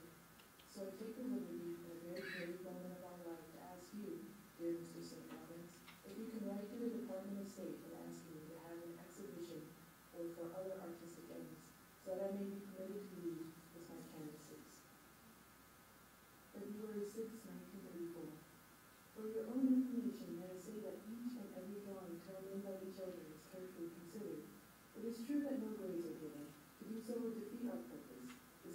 school. The children do not come because they are obliged to. The children draw because that is what they love to do. They are not working for grades. They draw as a group of artists in the studio, each choosing his own subject. Last week, the 58 names enclosed here were read. From these you will see that a great many nationalities are represented. To the best of my knowledge, only one is colored, and I very much doubt if there are 58 Negroes in the entire class of 763. However, I am trying to say that if there were, and these 58 excelled, certainly their names would be read. February 10th, 1930. Paul Cézanne has very few fine examples of his work, and nearly all are already permanently placed. Great care should be exercised in the selection of any example, and price should be of great consideration. Yes, conditionally. Henry Matisse. I've never seen any of this man's work which I consider worthy of a place in a permanent collection. No. Paul Gauguin. To my mind, a decidedly unimportant painter, being urged upon the picture by extremists. No. Edgar Degas. Consider them worthy of representation. If a fine example can be found at a fair price. Yes. Vincent van Gogh. Cannot see him at all. Not a painter in my estimation. No.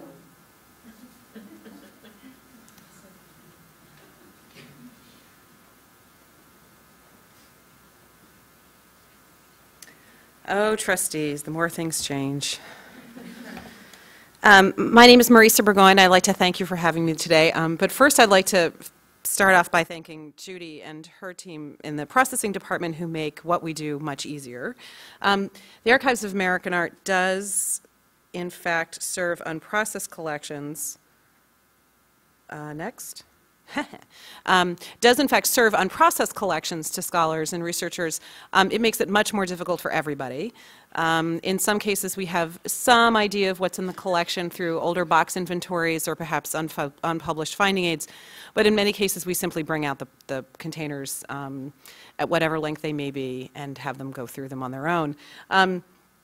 That's obviously not possible with Carnegie.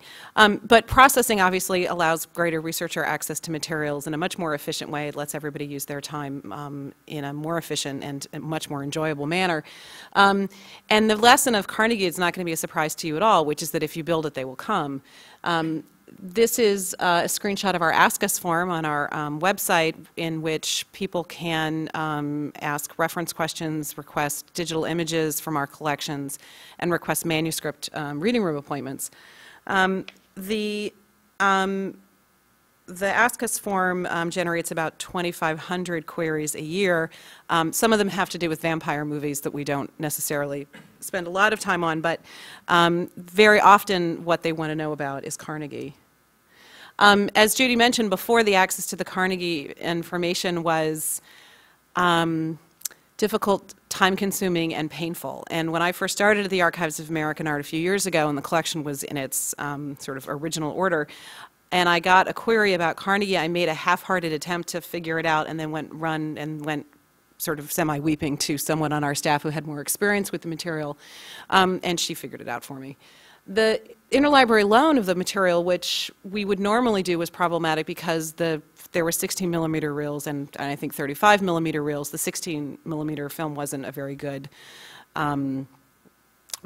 fit anyway, and we wouldn't interlibrary loan that part out, but I think we interlibrary loaned the 35mm reels in some collections, plus which the collection wasn't microfilmed in its entirety. We knew that there were parts that were missing.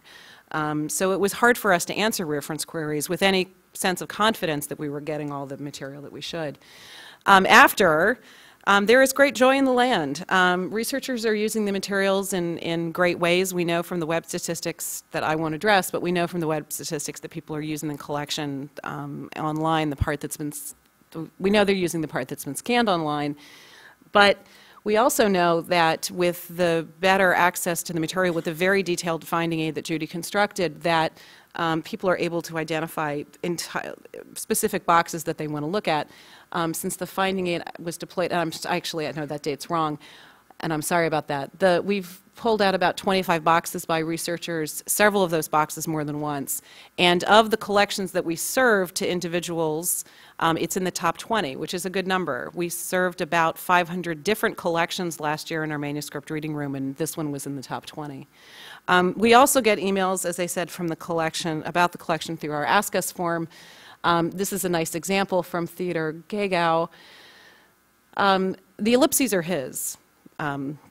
I'm not really sure why they're there, but it asks us to locate some material from his great-grandfather to the Carnegie, interested in obtaining photocopies. You can see here he's quoted exactly the file headings, the header for the description of the collection. He spelled Carnegie wrong in the first part, but he gets it right later on. And he's able to tell us exactly which box and folder number he wants. Which is a great boon. And we know that we get the sense certainly that a lot of our Ask Us queries are generated by the results of Google searches, that people have put in the name of an artist on whom they're working, and they've Googled directly into that finding aid, found a name, pulled it out. In cases where we can't quite figure out who it is that what collection they're talking about because they don't have this good context, 9 times out of 10 the answer is it's in Carnegie. So in this case, again, box and folder. So this is what we've done. We used our multifunction photocopier to produce low-res PDF scans of the contents of the folder, which is really a miraculous kind of advance for us. It beats the living bananas out of having to photocopy stuff and put it in the mail, which always seems sort of silly. So now we do these 150 DPI low-res black and white scans on our photocopier, email them to ourselves. We make some adjustments to the PDF file. It's hard to see, but we put in a header to the through Adobe. We put in a header that gives the name of the collection, its dates, the box number, the folder number, and identifies the repositories, the Archives of American Art. And as being a part of the Smithsonian Institution. As you can see, most of the time the scans are perfectly fine for research purposes. People can read what they want. If they want to order, for some reason, high-res scans, they may do so through our Rights and Reproductions Department. But in most cases, this is fine. Occasionally, we'll have to go back because the scan doesn't quite capture maybe lighter marked papers like pencil notations or whatever, and we might go back and we'll do a page or two. But in most cases, this will suffice, and people love it. And I don't think I can overemphasize, they love it. And it's sort of, for us, a gateway to digitization on demand, which is something we've been thinking a lot about at the Archives of American Art. How can we make digital copies of material available to people in an automated process at a fair price that builds our holdings of digitized material online? Carnegie, I think, is a great example of this because really people are interested in only specific folders. They're not necessarily looking at the material for a history of the Carnegie. They're not necessarily exploring themes. They're interested in very specific artists, and digitization on demand can provide access to that one folder that they're really the most interested in.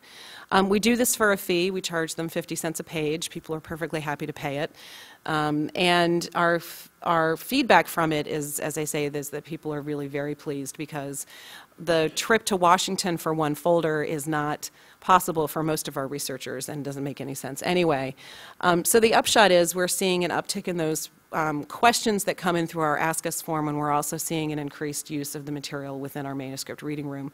Those researchers, I think, are the people who come to us for just a box out of Carnegie are also looking at other materials related to a particular artist in the collection. So a Carnegie box may just be one of 6 or 7 things that they look at from a variety of collections. But as I say, Carnegie being in the top 20 is a real breakthrough. The collection's big.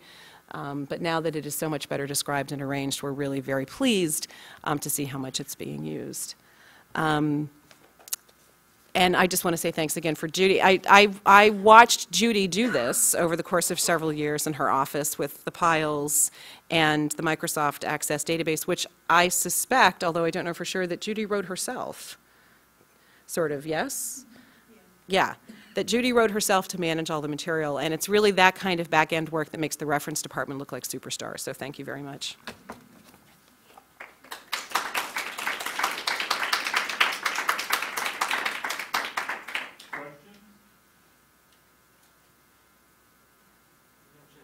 Finding aids, do you have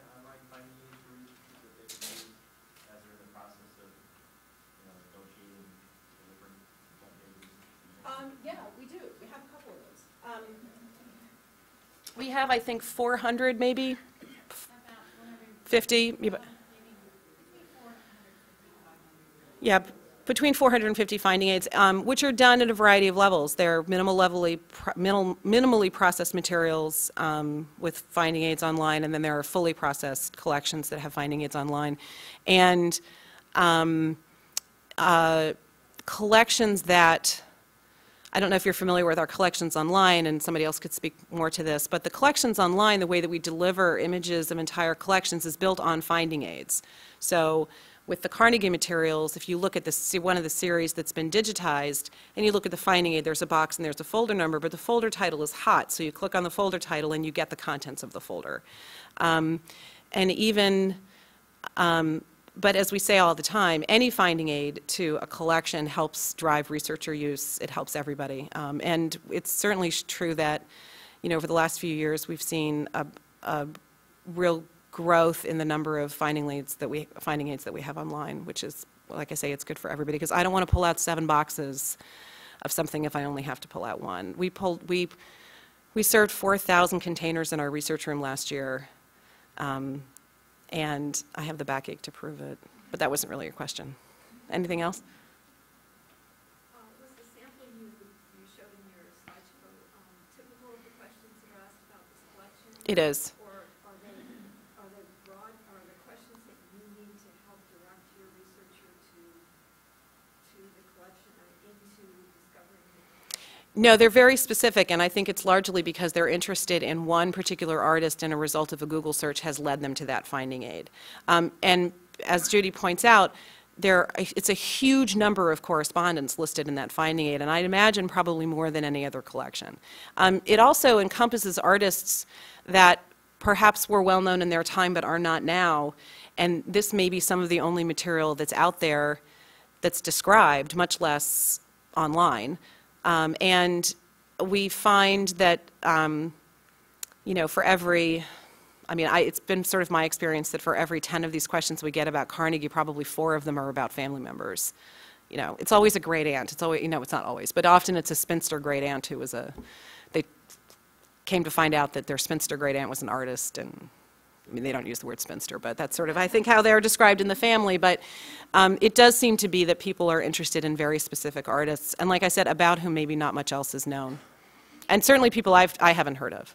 Before the finding aid existed and before the collection was fully integrated into one cohesive system that made sense, our former head of reference services was really the only person that knew the collection, and she would indeed sometimes direct researchers to use, because she knew that there might be something in there that they were interested in that otherwise they would totally miss. Of course, that's no way to run an archive. We don't want to rely on the memory of one person.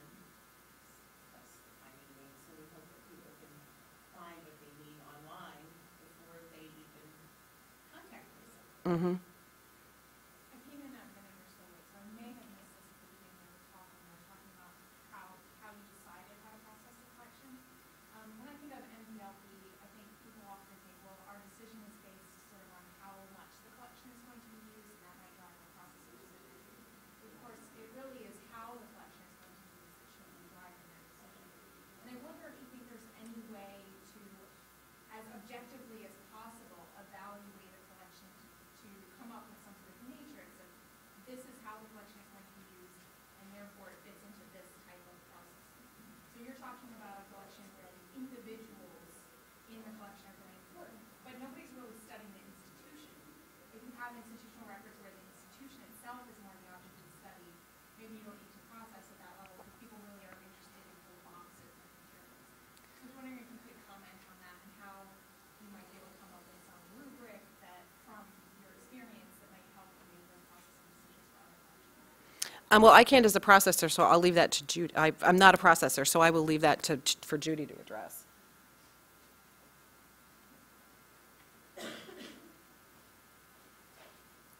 I think you make a really good point. It's hard to determine when you're making decisions about allocating time and resources, when you're going to choose full processing and when you're going to choose minimum level.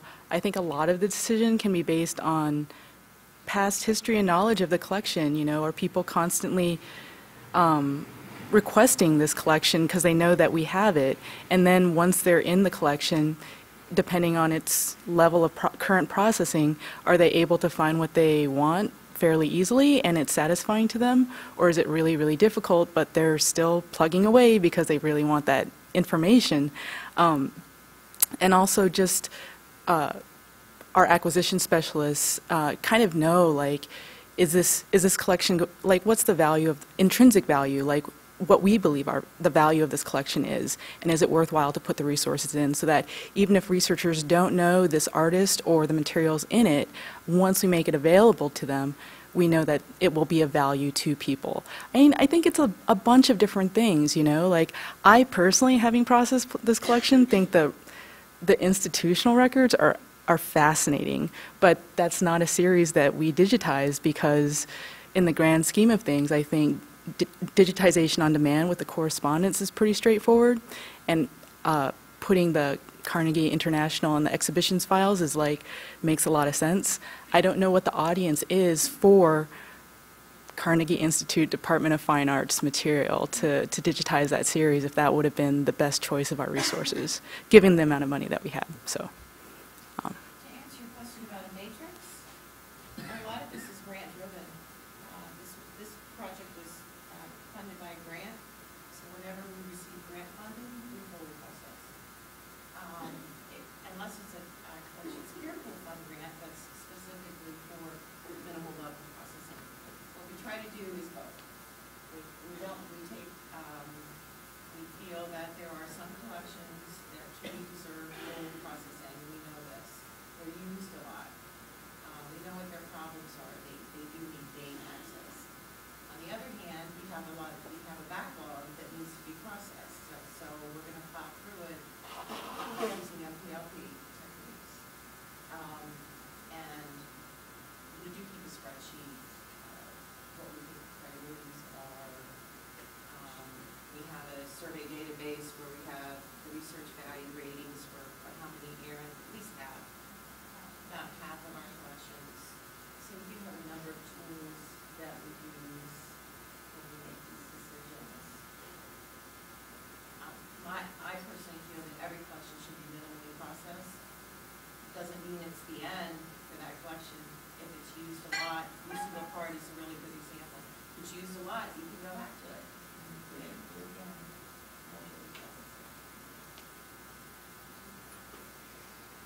Thank you guys all for coming. Appreciate it.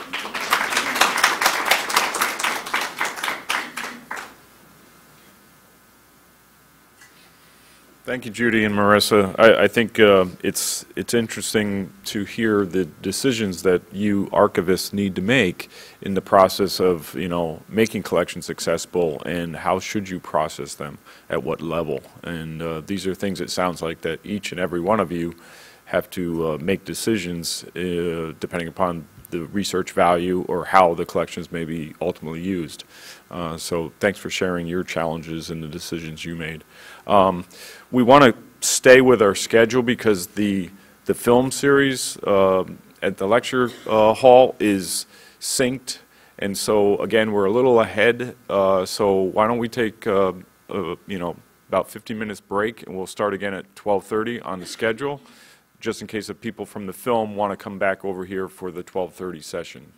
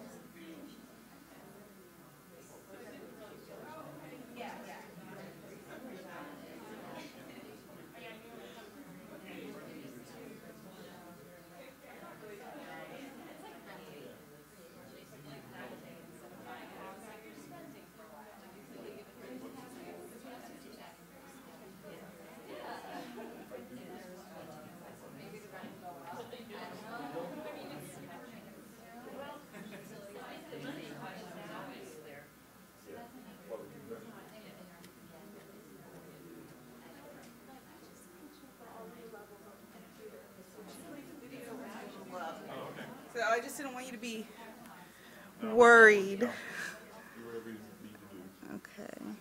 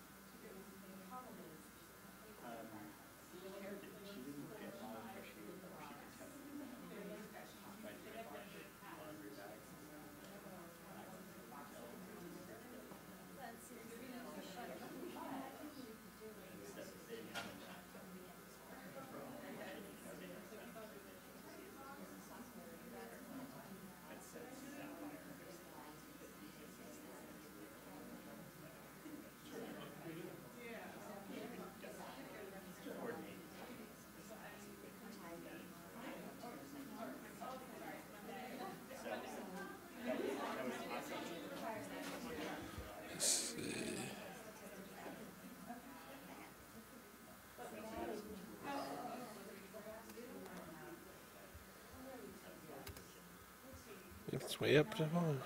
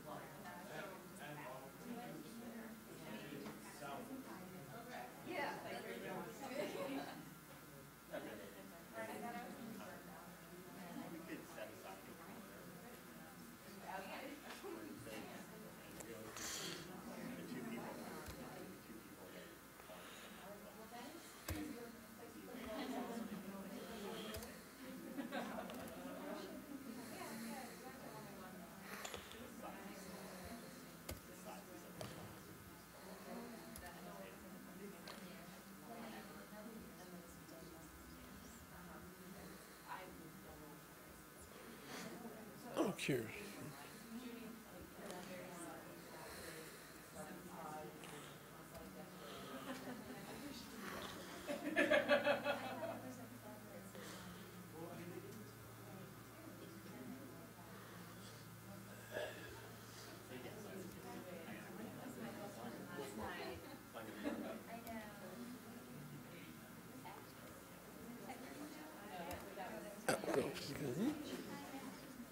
Okay, so what are you doing here? Okay, we'd already done that, right? So I guess this next presentation. Yeah.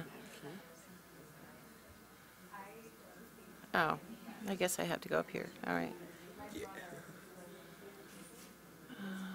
Do you have audio on yours by chance? No. Okay. Slideshow. Yep. And then from the beginning, that'll be here. I hate the, I'm sorry? no, go ahead. Oh, Okay. okay. Nice. In the beginning. Yeah. Okay, thank you. You're welcome.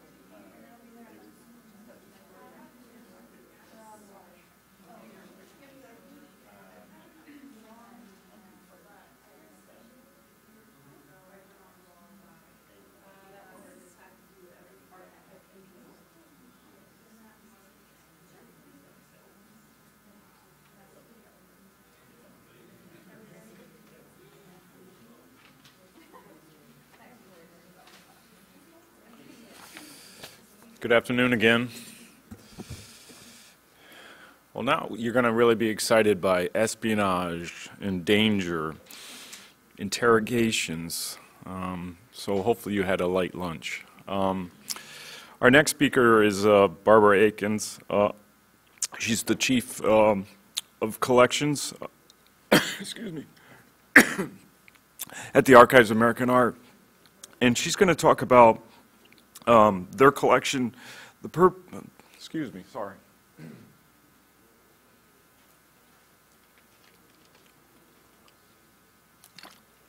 My apologies.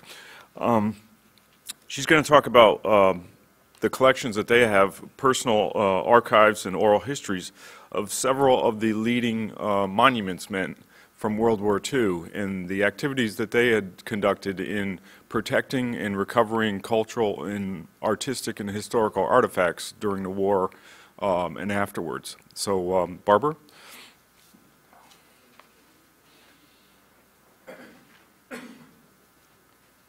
Okay. Hi, everyone. Thanks for coming. So I've already been introduced, so we'll skip that. I hope I get this right, yeah. For those of you who weren't here for Judy's talk, I just want to give a little bit of background, again, about the Archives of American Art. We're one of several archival repositories here at the Smithsonian. We have offices here in Washington and also in New York City, and we collect on a national level. Our mission is to illuminate the scholarship of the history of art in America through collecting, preserving, and making available for study the documentation of our country's rich artistic legacy.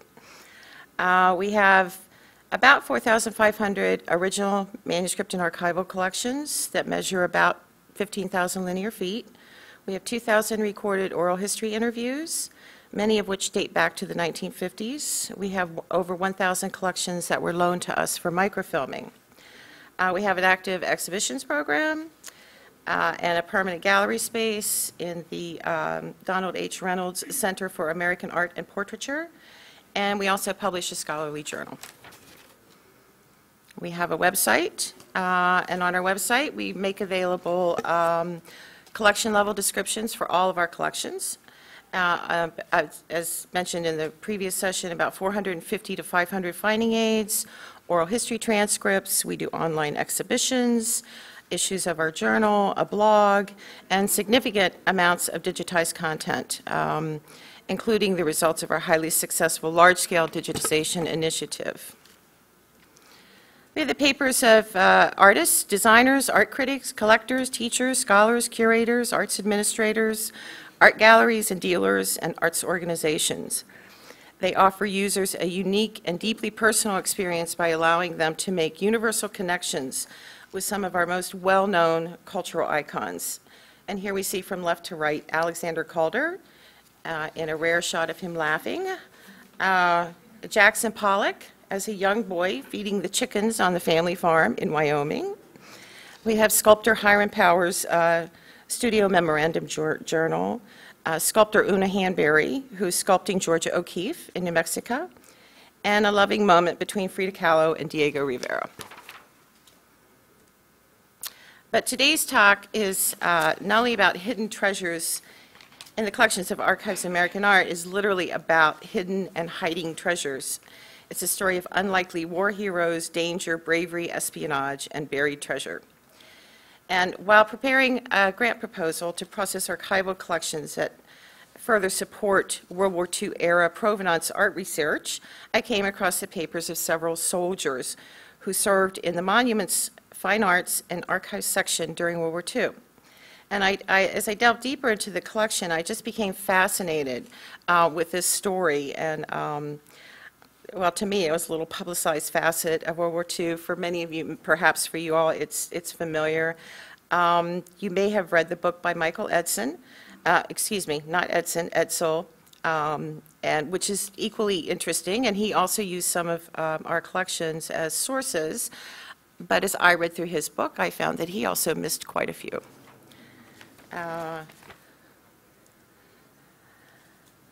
So the formation of the Monuments, Fine Arts, and Archives Division of the U.S. Army began as early as 1940 with the fall of Paris. They recognized, cultural historians and curators over the world recognized the potential for the complete devastation of Europe's cultural history. Iconic architecture, monuments, works of art, libraries and archives, and other cultural sites all over Europe were at risk from bombing from both sides. So there were several committees that were formed, and these two different committees compiled lists of the artworks, and then another committee also compiled lists of scholars the world over that had the skills and knowledge needed if called to duty. Their efforts contributed to the formation of the Roberts Commission in 1943 by President Roosevelt. And it was the Roberts Commission that conceived the notion of an official Army unit composed of scholars from around the world who would travel to Europe with the Allied troops. Thus, the Monuments, Fine Arts, and Archives section of the U.S. military was formed, and it became simply known as the Monuments Men. Initially, their primary mission was to travel with the troops and identify cultural and religious heritage sites so that the Allied troops could avoid bombing them, and so that the sites could be protected as much as possible from bombing from the other side. To quote from an Archives of American Art oral history interview with Monuments Men and sculptor Walker Hancock, conducted in 1977, Hancock states, "There was a general awareness among all intelligent people, Army officers included, that this was going to be the most destructive war in history, and that something had to be done to save a fraction of the endangered objects of our culture." The unit was also responsible for documenting existing damages and ongoing damages to sites such as we saw in the previous slide. And these men did not serve as officers sitting at desks in Washington. They were on the front lines. They faced as much danger as other soldiers, and there were two that were killed in action, one American and one British. And here we see the results of some of their work. This is the Versailles Garden in Paris, and it's draped in camouflage, which I think is sort of interesting. There's the outside perspective of that. So who were these unlikely scholars and artists turned soldiers and heroes? Most were considered experts in their respective areas of study, and many went on to become curators, conservators, and arts administrators for some of the most prestigious arts institutions in the country. The Archives of American Art collected their papers primarily because of their later careers, but individually and collectively, these collections also tell us another story. Just to name a few of them, those that we have papers of and oral history interviews with. We have George Stout, who was a leading art conservator at the Fogg Art Museum. He was one of the first, he was probably one of the first monuments men, and he's pictured here second from the right on this. Yeah, second from the right. I'll show you the reverse of that. We have Captain Hancock, who I mentioned earlier, Lieutenant Moore, Old Pop. I don't know who Old Pop is. Maybe that's George Stout. And Fontana, who's another driver. And that also working very closely with George Stout, was Thomas Carr Howe. And he later became director of the California Palace of Legion of Honor in San Francisco. Medieval art scholar James Rorimer spent nearly his entire career at the Metropolitan Museum of Art and was the motivating force behind the cloisters. Perry Townsend, curator at the Detroit Institute of Art and director and senior vice president of Christie's Auction House. Walter Horn served as chair of the art history department at UC Berkeley for nearly 30 years. Esley Faison was an art history professor and director of Williams College Museum of Art. Otto Whitman went on to become the longtime director of the Toledo Museum of Art and later consultant to the Getty Museum. W.G. Constable is not actually a monuments man, but he was one of the early advisors who served on the committees, and we also have his papers and a very interesting oral history interview with him. But towards the end of the war, The mission of the Monuments Men changed significantly from identification and protection to one of locating, recovering, and restoring to proper owners artworks and other cultural objects that had been systematically looted by the Nazis, the extent of which was staggering. Not only did the official Nazi party loot and hoard art and artifacts from the countries they occupied, they routinely confiscated personal collections. And moreover, the individual high-ranking officers also amassed and hid their own personal collections of stolen art. These treasure troves of caches were hidden all over Germany, Bavaria, and Austria, some in castles, and others buried in the salt mines. And here are just some of the caches that they found. Most of what you're looking at here is from the Rothschild furniture, the Rothschild family furniture, jewelry, and decorative arts collection. Some of the members of the unit were responsible for the locating and recovery, and then later some of the other members were responsible for more of the restitution efforts. One of the men was actually, Faison is an interesting story. He was also, his job was to interrogate, and he was one of the earliest Secret Service officers. It was called OSS, now Secret Service. The Monuments Men traveled across Germany, Bavaria, and Austria, and they tried to locate the missing icons. In most cases, they relied on cooperative citizens and scholars throughout Germany. As I said, they were located in the Bavarian Alps and Austrian salt mines. And not only were the men responsible for locating the pieces, they inventoried, packed, removed, and shipped the pieces. Not always an easy job. They were, and then later charged with restoring the pieces to their rightful owners. And this image depicts Thomas Carr Howe, Stephen Kovalak, and Lamont Moore somewhere in Berchtesgaden, I'm probably got that wrong, which was in the Bavarian Alps and one of the Third Reich's most popular vacation areas. Here's also the reverse of this, which they're talking about here. I don't know how well, if you can read that or not, but they're talking about, they have those pictures that they're showing on the wall there are images of some of the artworks that they're looking for. One of them is the Michelangelo's Madonna and Child. So here we see an image from another collection, James Roemer's papers, and this is depicting the creating and removal of looted artwork that was being stored in a castle in Bavaria. Neuschwanstein? I know I would get that wrong. Sorry, Gunther. But, you know, a lot of us know it as Cinderella's Castle at Disneyland. But the creating and removal was also a monumental task and was accomplished with many soldiers. Here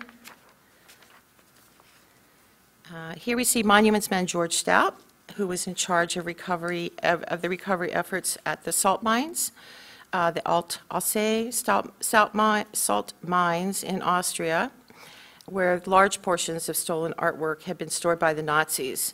It was here that some of the most important pieces were discovered.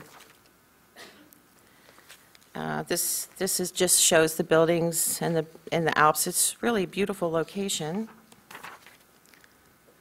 And here we see one of the Monuments Men, probably one of Stout's, in Stout's unit, examining one of the most important icons that was looted and later recovered at the salt mines. It's the Ghent altarpiece by Van Eyck, and it was in pieces in storage.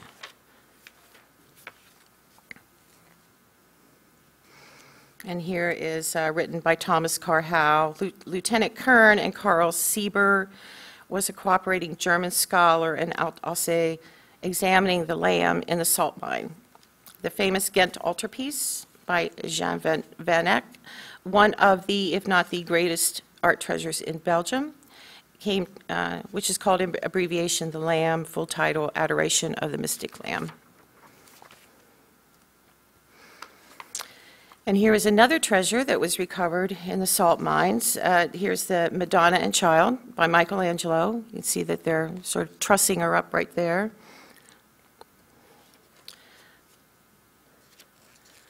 And again, here are the notes, which I find the notes on the back of these photographs are really interesting. It's just packing the Michelangelo Madonna and Child, and he calls this the Raven Greff mine, which I assume is just one of many mines in the same location. It was carried off from Belgium by the Germans, was found at the Altsee salt mine, packed and shipped by MFAA officers to the Munich collecting point, pending its return to the church in Bruges where it belongs. And I find this very interesting that, you know, here are these men, they're at war, they're packing and shipping and creating artwork, which is not an easy task. And just imagine the size and the weight of these pieces. There's no automated equipment. I know that, I think at this point, you know, all of the active fighting had stopped, but I'm sure that there were still some dangerous areas. And this is the Madonna that you see. And here she is loaded onto the truck for transport. And this is another recovery effort. 6 men prepare a sculpture for transport to France. The sculpture is labeled with the sign Wiesbaden, which it says restitution. The photograph says restitution shipment to France. But Wiesbaden was one of 4 U.S. central collecting points in Europe, so I'm not sure if this means before or after France. Items were shipped to these, there were 4 central collecting points, and they sent the artwork there, and there the artwork would be sorted for restitution and for owners to come and make claims. In order to research the restitution claims, the Monuments Men officers gathered intelligence reports, interrogation reports, captured documents, and general information regarding German art looting.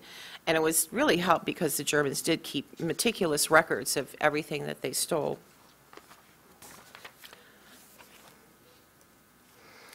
So in conclusion, so let me say that these previously hidden archival collections tell a detailed story of intrigue and heroics, including the Monuments Men working with French spy Rose Valland, which I don't have time to talk about now. But she was a spy in France, and she meticulously recorded every piece of French art that Goring confiscated for his own personal collection. And one of our Monuments Men, James Rorimer, did work closely with her on recovering that. Like I said, there was a Monuments woman, her name, an American woman, Edith Standen. We do not have her archives, but her archives are at the National Gallery of Art, I recently found out. And I've just found this story of hidden treasures so fascinating, and apparently I'm not the only one, because in January, George Clooney announced that he plans to co-write, direct, and star in a movie about the Monuments Men based on Edsall's book. And I believe he has started to select his co-stars already. It'll be interesting to see who he picks for Rose Valland, because I've seen the pictures of her. His production designer has been in touch with us, and we have provided some background source materials. And when the film was first announced, I just knew that George Clooney would play the role of George Stout, and he just announced that that was the role he would play. And so I'm just waiting for him to come to the Archives of American Art to listen to the, I'm sure he's going to want to hear the voice of George Stout, which of course we have it as a recorded oral history interview. And thank you very much, but I've already have first dibs on giving Clooney the personal tour when he shows up to do his research. Talk about treasures. All right, thank you.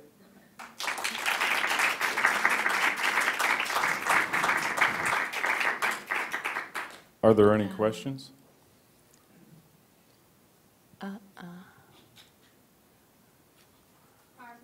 These collections are being processed. So the grant that we're receiving to process these collections, were all these Monuments Men identified as collections to be processed and receive finding aids? Yeah, I felt like I didn't have enough time to go into the background of this. The reason that I discovered these collections is because we received a grant from the Samuel H. Kress Foundation to process our collections that would support provenance era art research, which all museums are required to do for artwork that they acquired or changed hands during this period. Many of these pieces have not been recovered still to this day. They're still have not been returned to the rightful owners. So this is how I discovered these collections, because people do use them in their research efforts. And so we're processing these as part of that grant proposal. Other questions?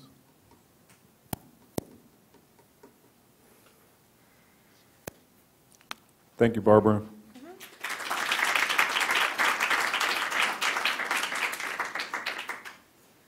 we're ahead of schedule, so the next session begins, I believe, at 1:20, and we're going to stick to that so that we follow the film, that series that's across the hall.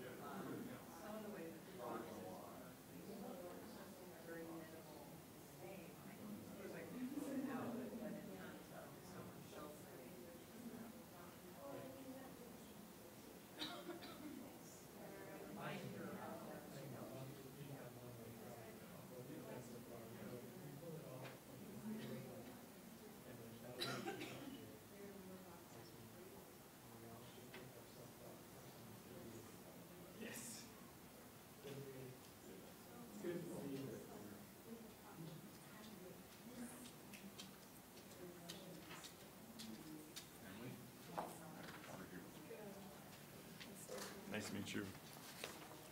Are you, where are you here? So I am that second one. Okay. Getting old in my old age. Oh, nice, it's in presenter view. That's not in presenter view, that's okay. Pardon?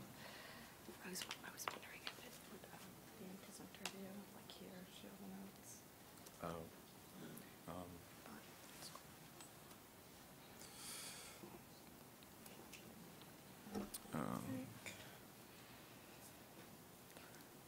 I forget how to do it.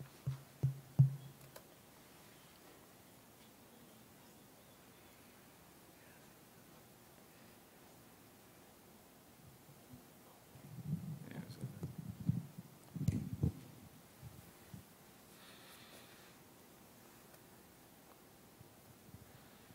No, If you turn that off.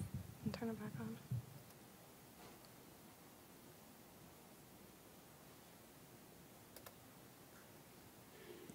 No. That's okay, I have my notes too. Okay. Okay, sorry.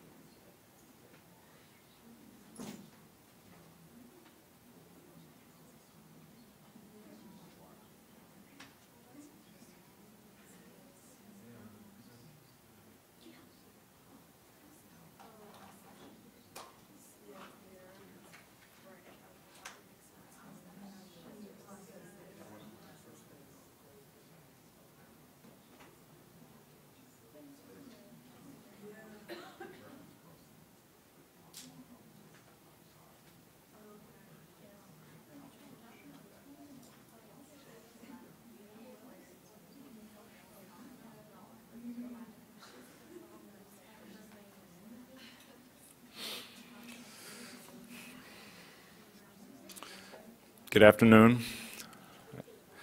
I guess we'll start again. Now we've gone from sort of espionage and danger and interrogations to science and field books, field book notebooks. And the next presenter is Emily Hunter. She's cataloger of the Field Book Project, which is a collaboration between the Smithsonian's National Museum of Natural History and the Smithsonian Institution Archives. I think this is a very fascinating project in a certain way. Field notebooks that basically can almost reside on the shelf that aren't linked to the specimens or objects in the collection in some way. The disconnect and being able to bring them together so that you have a cohesive story and documentation that can be shared is just a valuable thing. So please welcome Emily Hunter.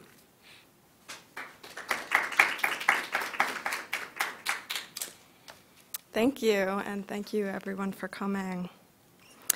Today I'm going to talk about visual field notes, including sketches, photographs, and maps, and I'll start by introducing the Field Book Project, talk about what field books are, and also talk about some of the more artistic field notes that we come across and why they are important. The Field Book Project is a joint initiative of the National Museum of Natural History and Smithsonian Institution Archives with the goal of creating a field book registry, one online location for field book content everywhere. We are currently cataloging field books at the Smithsonian Institution, but we hope to eventually open it up to outside institutions as well. Why the Field Book Project? Well, field books are great research materials. They are the original source documentation for the collection of biological specimens in the field. Oh, excuse me. The problem that was identified by our co-PIs on the project was that there was no easy, streamlined way to access much of this content. And there are a few reasons for this. Field books related to the same person or expedition can be distributed throughout multiple institutions and departments, even here at the Smithsonian.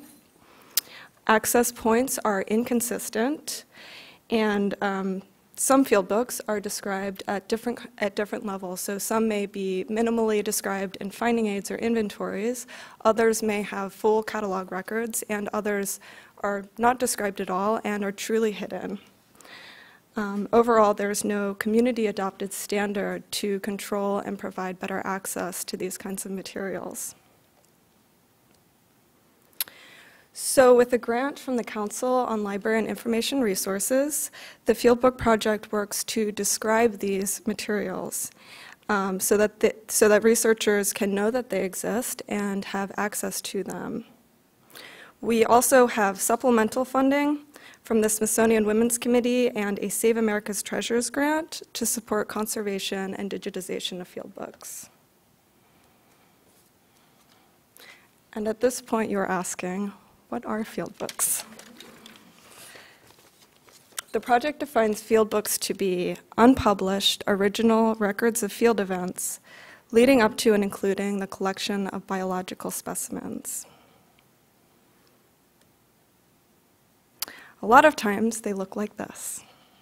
And you may recognize in the center of the stack the good old government-issued green field notebook. But we tend to think of them as textual documents. And textual field books might include specimen lists, and these are the original lists that are recorded in the field that include collector numbers, specimen names, locations, habitats. Or they may be journals or diaries, and these can be more narrative and describe a collector's experience in the field.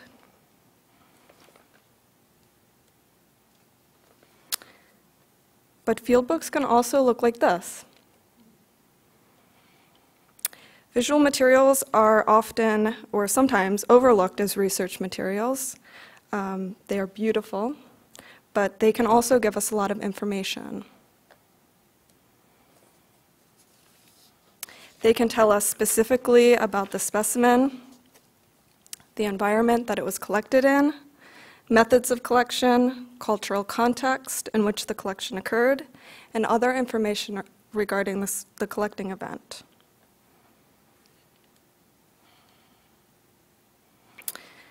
Sketches and photographs of specimen can relay information about a specimen's color, markings, size, movement, and all sorts of other visual observations. The sketches here are from Constantine Samuel Rafinesque's field book from a trip that he took from Philadelphia to Kentucky in 1818. Rafinesque often illustrated his specimen descriptions. Together, the words and sketches give us a fuller, richer description of each specimen.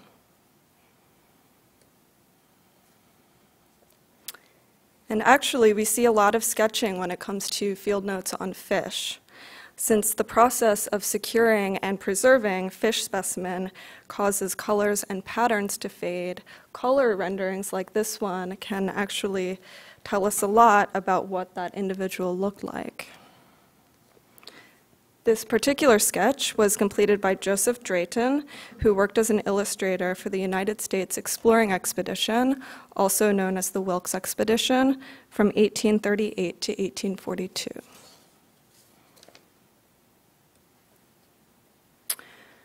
When photography became popularized, it also became a tool for capturing information about specimens in the field. Here's a great image by Edward Chapin, taken in Colombia in 1942. Chapin was primarily an entomologist, but he also photographed the local vegetation. A lot of his photographs juxtaposed objects or people to help indicate scale.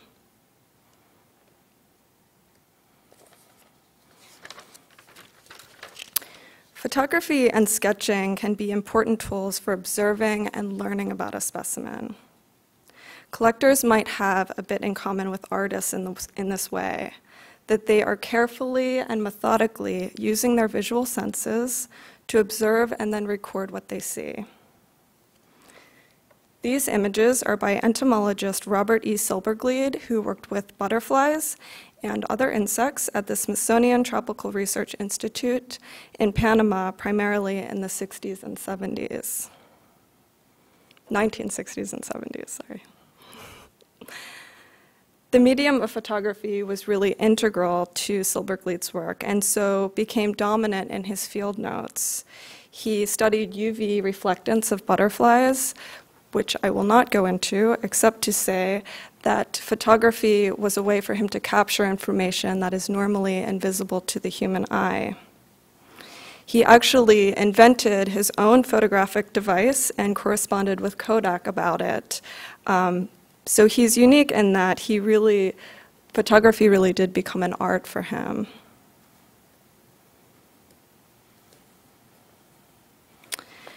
Sketches and photographs can also give information about the environment surrounding a collecting site. They can paint us a picture of a certain place as it existed at a certain time. And I love this image.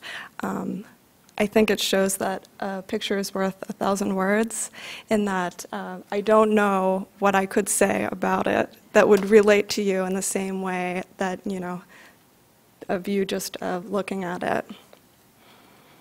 It's a snapshot in time.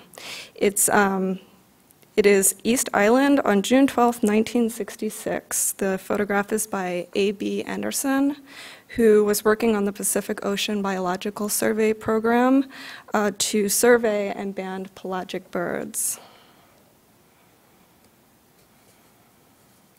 Sketches and photographs can help us answer questions like, what kind of vegetation was growing? What did the landscape physically look like? What species thrived? What was missing or scarce? All of this information can be used in a variety of ways for research.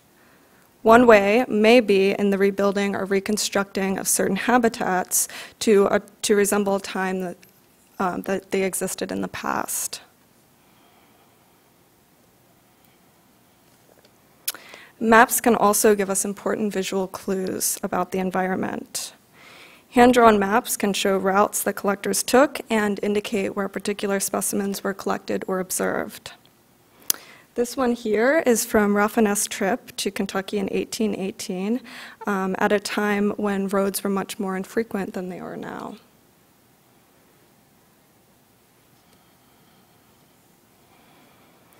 Maps can also provide us with historical information about a site that we just don't have anymore.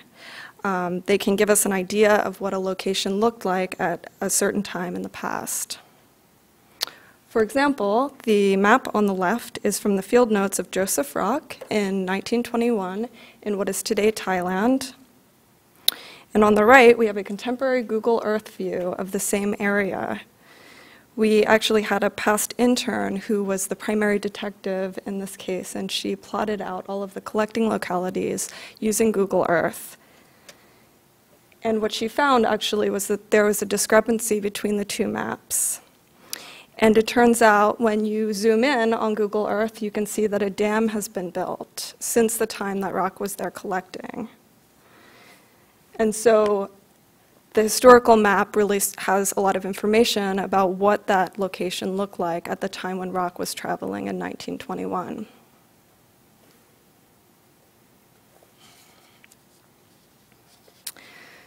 Sketches, maps, and photographs can also provide valuable information about the actual collecting event. They can show us what fieldwork looked like. This can give us insight into information like weather, conditions, who was there, how the specimen was obtained, how it was transported, and the cultural context in which something happened.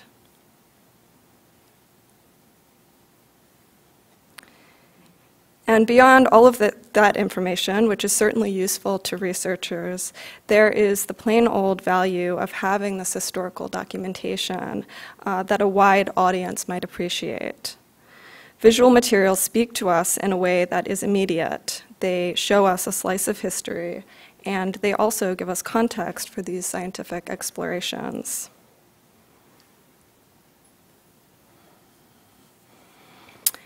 And speaking of context, I just want to talk a little bit about how the Fieldbook project also works to maintain context. We do this in our description by linking the ways that we describe field books at the item level, the collection level, and also describing entities like people, organizations, and expeditions. And I won't, I know people's eyes are probably glazing over, so I won't get into the nuts and bolts of our metadata schema, but we do description at the collection level. We create NCD records. We describe individual field books at the item level using mods. And maybe of most interest to people that are interested in archives, we use encoded archival context to create authority files for organizations, people, and expeditions. I think the main point is that we can provide biographical information on fieldbook creators, and we can also show relationships. So we can see where they are from, who they studied with. We can link these kinds of histories, and so we get this kind of historical social network. Who is doing what, with whom, and where.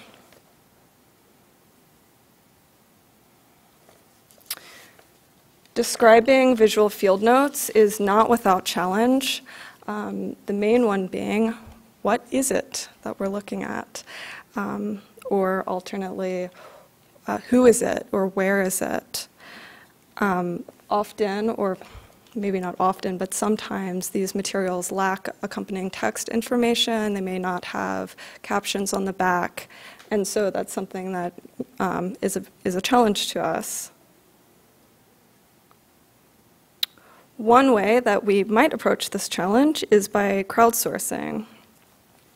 Crowdsourcing is something that the Smithsonian Institution has had success with in the past, and we look forward to doing more of in the future. We actually contribute images to the Smithsonian Institution Flickr Commons photo stream, and we have found that some of the images that we've put up that we don't have full identifications for, we've received comments from citizen scientists who are able to give us the genus and species. So this is one direction that we would like to pursue further.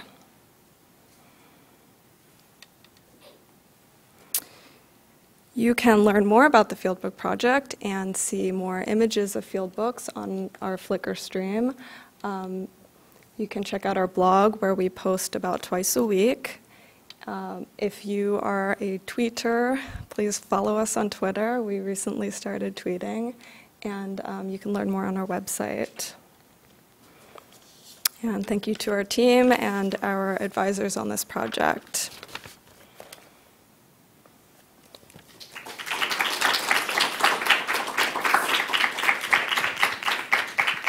Are there any questions? There are a couple.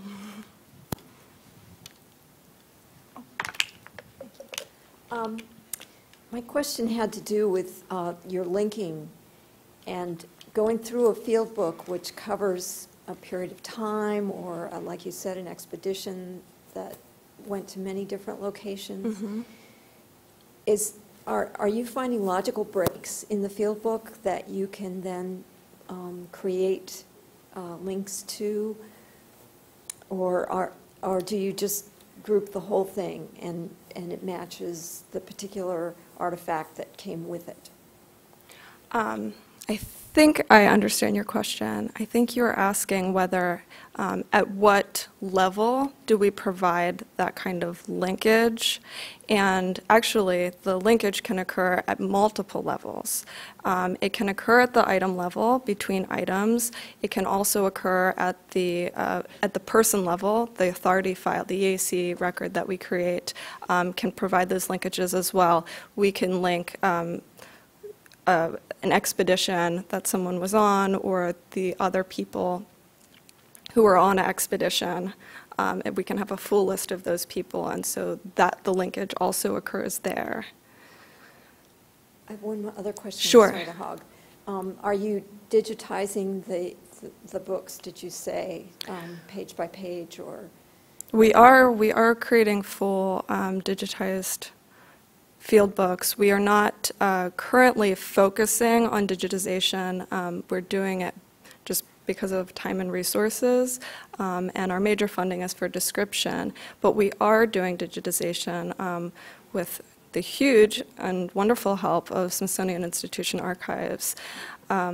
And we are doing that page by page, and in our registry actually has a wonderful feature so that you can see the entire book laid out, and you can zoom in and see the beautiful page view. Sure.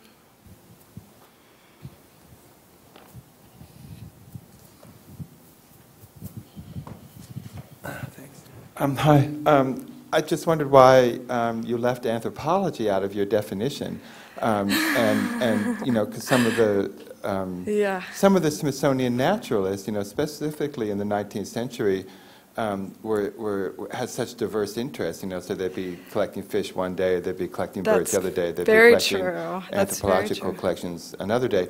And so one of the things that would make something, and then I'm also thinking about the Australian expedition to Arnhem Land, where you had so many different researchers, and those books would be sort of scattered in different repositories. That part of a project like this that might be really interesting is to be able to pull those different perspectives together. But it would be nice to stick anthropology into the definition anyway, because we do have quite a diverse set of materials as well. You definitely do, and in fact, we found that recently. I cataloged Edward Palmer's field notes from the Department of Botany, and he also collected other kinds of material, anthropological materials, and so that's very interesting. There's this overlap.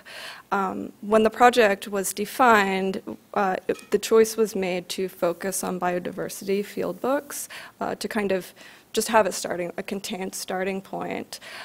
So our first level of things that we will be approaching are biodiversity field notes. That said, there are a lot of overlaps. There's behavioral materials, even just in zoology. There are also the anthropological, there are geological field notes. And so it may be that we open up in the future to those kind of materials. The second part of your question was how to bridge materials between institutions. And actually that was one of the reasons that the Fieldbook Project was started in the first place.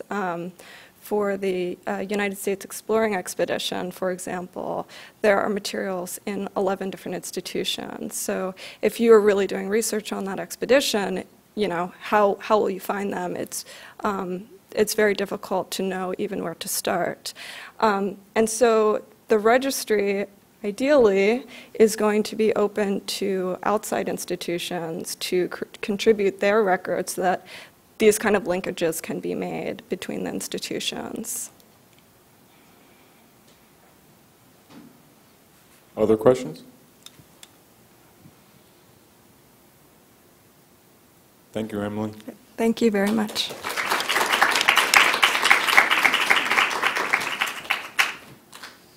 Again, we're going to have a short break. The next session will be at 2:10.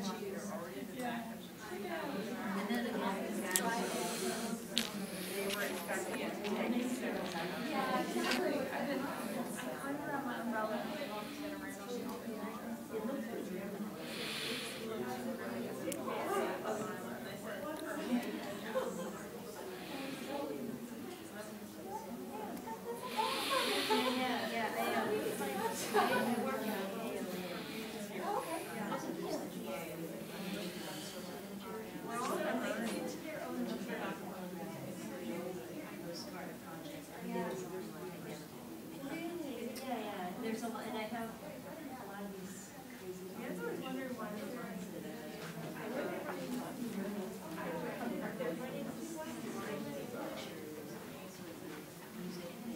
no, there's like a whole smattering. Like on the slices where they switch. Even when there's like I had to figure out. I got.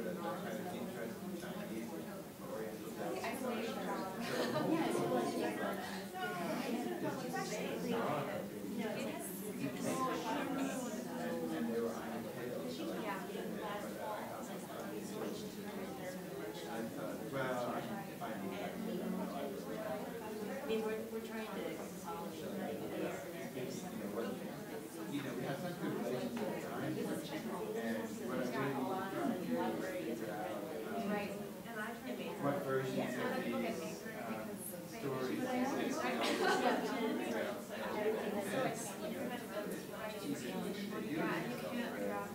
there's a lot of scholarship on how folk tales change through time.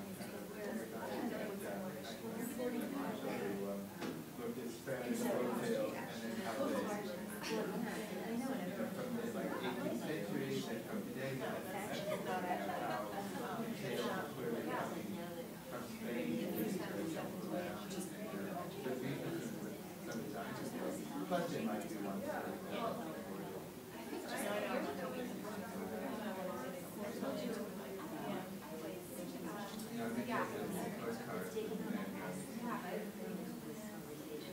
something out there very actively like it's a kind of ephemera that's out there now.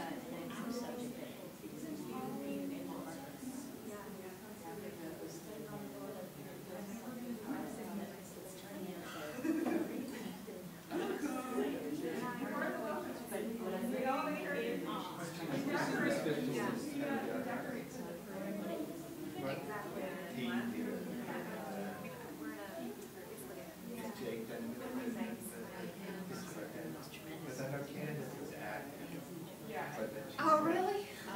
Well, now I am, but like, I've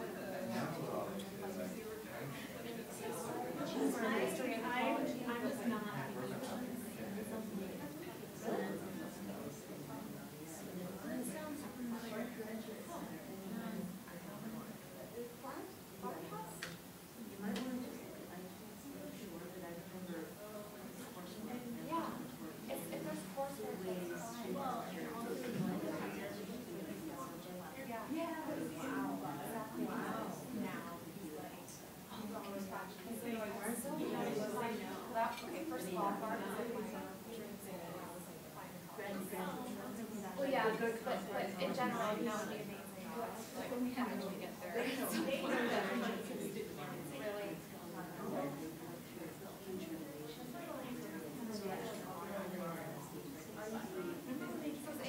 That's in New York City. Okay. All right. Yes. I never got look into that because there's I never about it. But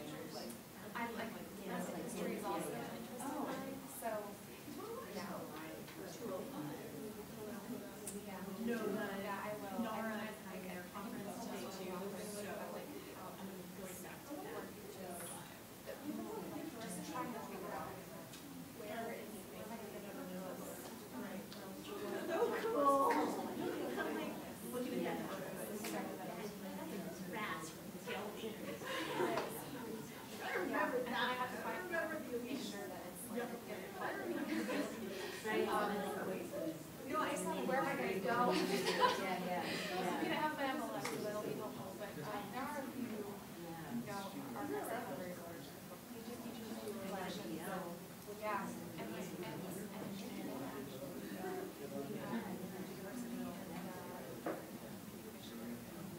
so, yeah, there are some cases, but like,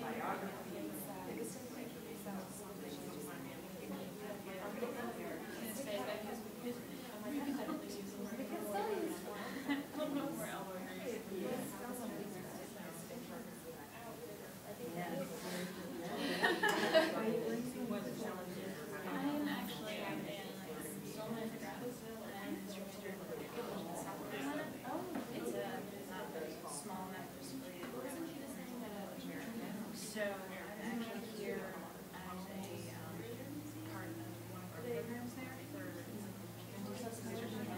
so they have those we have our futures basically. So it's really sweet. But I'm doing we're releasing this collection really it's really I like it. I enjoy it. I really that's what really we're taking some block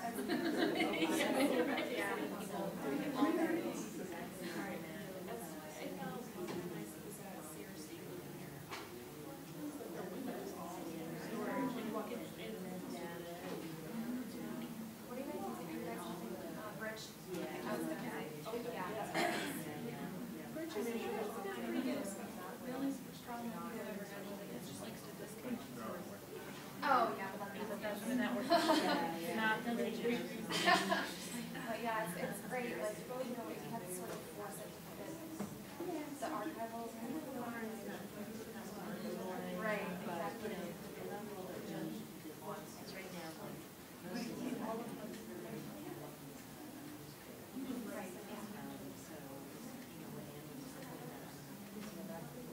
I saw, yeah, I saw a passing lecture. So what she's doing, really see like yeah, I teach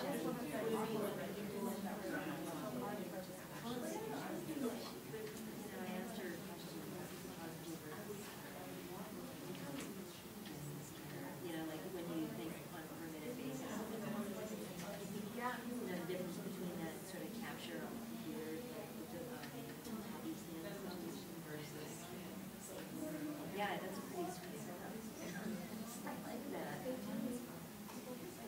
But really well. Yeah. I guess like everything's the same size. It's like 5.5 by 3.5. That's going to be a lot easier. Things are standardized. Exactly. You just like set up that sort of thing.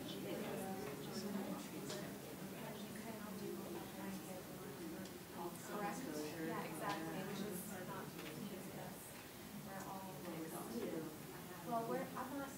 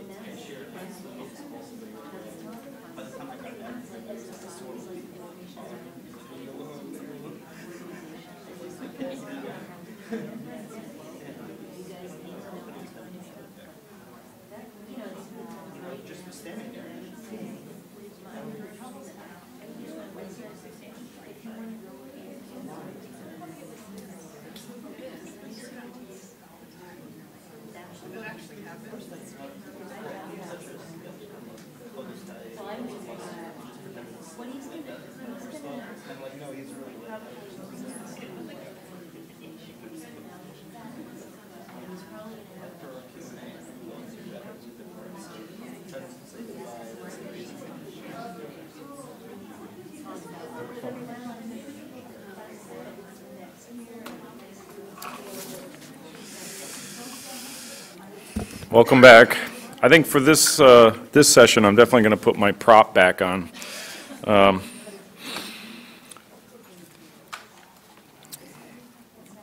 Our next session is going to definitely bring us the weird, the disturbing, and the wonderful. I think in reading the session description, it's one of the things that working at the Smithsonian is so grand and so great, is that we do go into our collections and we find the weird, the wonderful, the fascinating, but also the disturbing.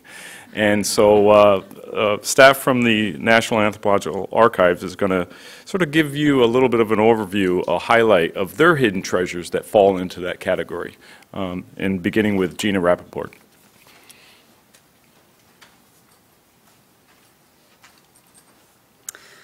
Hello, and thank you for attending our third annual Archives Fair. I'm Gina Rappaport, and I am the archivist for photo collections at the National Anthropological Archives, which is a part of the National Museum of Natural History. And as the title of our talk suggests, my colleagues and I plan to discuss some aspects of the process of discovery that occur frequently in archival work, and in the process highlight some of our weird and wonderful findings. Part of the joy for me of being an archivist is discovering and working with materials and information long forgotten or unknown in the collections. So aptly reflecting this, our theme for this year's fair is Revealing Hidden Treasures. These treasures come in many varieties, both weird and wonderful. Sometimes they're as simple as an amusing letter that you come across between colleagues, or an astonishing photograph, such as this one of a little Kiowa girl and her kitty. This photograph was taken by ethnologist James Mooney in the 1890s, and yeah, the mind reels. I can't.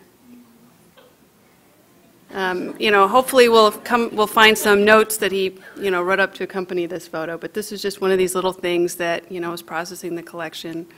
There it is. Another random oddity I came across just the other day is a set of photographs, and for all I know, this may be widely known, but this set of photographs, two of which you see here, of Joseph Pilates demonstrating many of the exercises now known as Pilates, but he called contrology.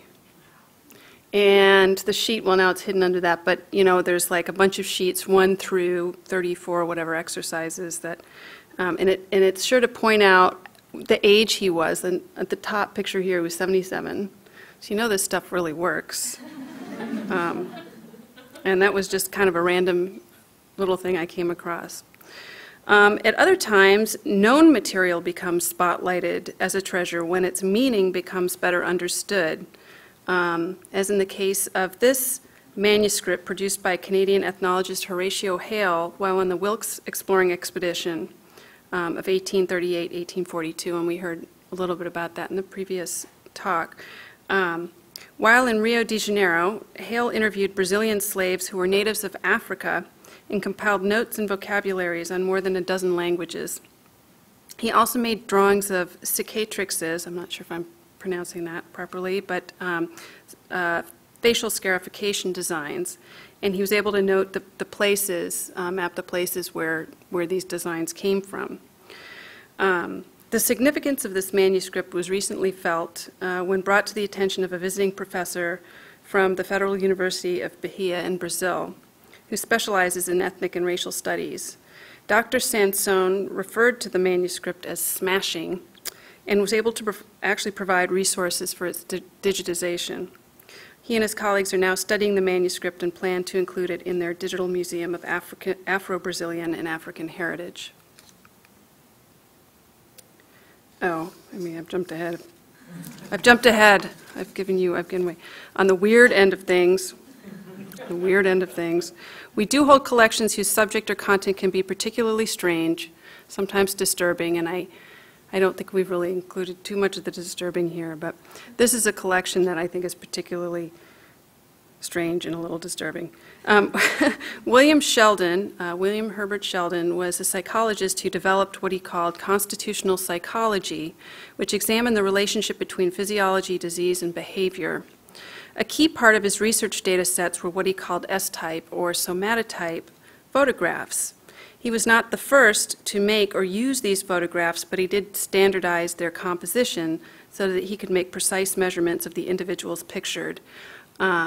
Some of these were also known, widely taken in universities and colleges, known as like gym photographs or posture photographs. But Sheldon used them to then type physically through measurements and numbers. I mean, you'd end up with a number like you're a 364 or whatever. And he coined, I think he was the one that coined the terms mesomorph, ectomorph, and endomorph. So, that we have examples of the photographs, and this shows a negative. The tripartite, and it's a tripartite negative to come up with this image, front, side, and rear. Actually, flip to the next. So, the tripartite images required use of a special negative holder, which I was surprised to come across among the papers. And it took me little time to recognize its significance, what it was in the grand scheme of Sheldon's work. So that's the actual negative holder that, you could move the thing to get the three images. And on the bottom here is the measurements of where the camera has to be. And they had instructions on how the person had to be standing and so forth. And this diagram was actually, they did a story in Life magazine. In fact, he had some early popularity around his body typing, like at the time when he was featured in the Life magazine. But he was ended up being largely criticized by others in similar fields. And after alienating himself from those in academia he may have collaborated with, he spent most of his career sort of on the fringes, and he died quite broke. But there's something even stranger that I found in his collection, which is this photograph. And not knowing the reason why he's wearing what appear to be welding gloves holding this cat is going to haunt me for the rest of my days.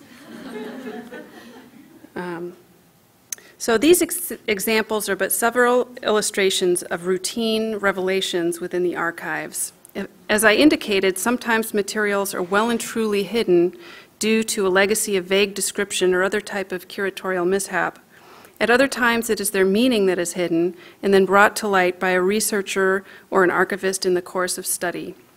I say routine revelations because at the National Anthropological Archives, our collecting history has left us with arguably one of the largest and richest collections of its kind in the country, if not the world. And at the same time, the NAA's custodianship has only in the last 40 years begun its journey toward adopting and complying with modern standards of archival organization and description, methods which most effectively promote access to the treasures within the archives. I'm now going to back up and give you a little background on the NAA in order to provide some context for what my colleagues will be talking about in a few minutes. The National Anthropological Archives, or NAA, is the oldest archives in the Smithsonian. Its beginnings date back to 1879 when John Wesley Powell organized the anthropological research conducted in several early federal geological surveys and formed the Bureau of Ethnology, later Bureau of American Ethnology, or BAE as we generally call it, with funds appropriated from Congress. Part of the BAE's mandate, which included conducting original research, was to consolidate the documents concerning American Indians that were created and collected during the early surveys, mainly those led by Ferdinand Hayden, George Wheeler, and Powell himself. In addition, the BAE absorbed ethnological records and data collected by the Smithsonian since the 1850s. Thus, the archives of the BAE was established, and over the course of its 86 years, the archives grew with the field research and collections of its staff. In 1965, the BAE merged with the Smithsonian Museum of Natural History's Department of Anthropology, and the archives merged as well. In 1968, the combined archives was renamed the National Anthropological Archives. The NAA collects and preserves historical and contemporary materials that document the world's cultures and the history of anthropology. It holds over 10,000 linear feet of manuscripts and organizational records, 1 million photographs, 3,000 sound recordings, and 20,000 works of art relating to American Indians and indigenous cultures worldwide. So, the NAA and its predecessor organizations have been in operation for 133 years. It has seen times both rich and lean in terms of staffing and resources, but always, of course, it has been rich in terms of collections. The NAA is widely regarded as one of the most important archives of indigenous language material, especially Native North American languages, and it also holds unrivaled collections of historical photographs relating to North American cultures. For the most part, staff know the treasures within the archives, and we do everything we can to make the collections known and accessible. However, with the age, scope, and various custodial practices throughout the NAA's history, there are plenty of treasures yet to be revealed to their fullest. Preserving and making these collections available is the work of NAA's staff, who routinely find, as I've illustrated, treasures large and small, weird and wonderful, that have reposed quietly within the archives for years. It is the job of any archivist to preserve and make available the holdings in their care. Because we're staff of a public archives, NAA archivists are all the more anxious to ensure that our treasures are available for study by the public.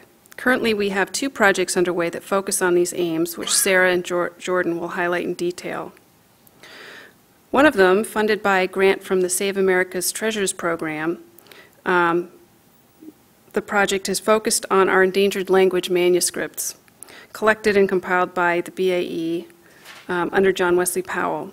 Heavily used and of incalculable value to indigenous source communities, linguists, and other scholars, this important body of materials was long overdue for preservation and conservation. The project began with a comprehensive condition survey, after which materials were prioritized for preservation and conservation treatments, as well as scanning.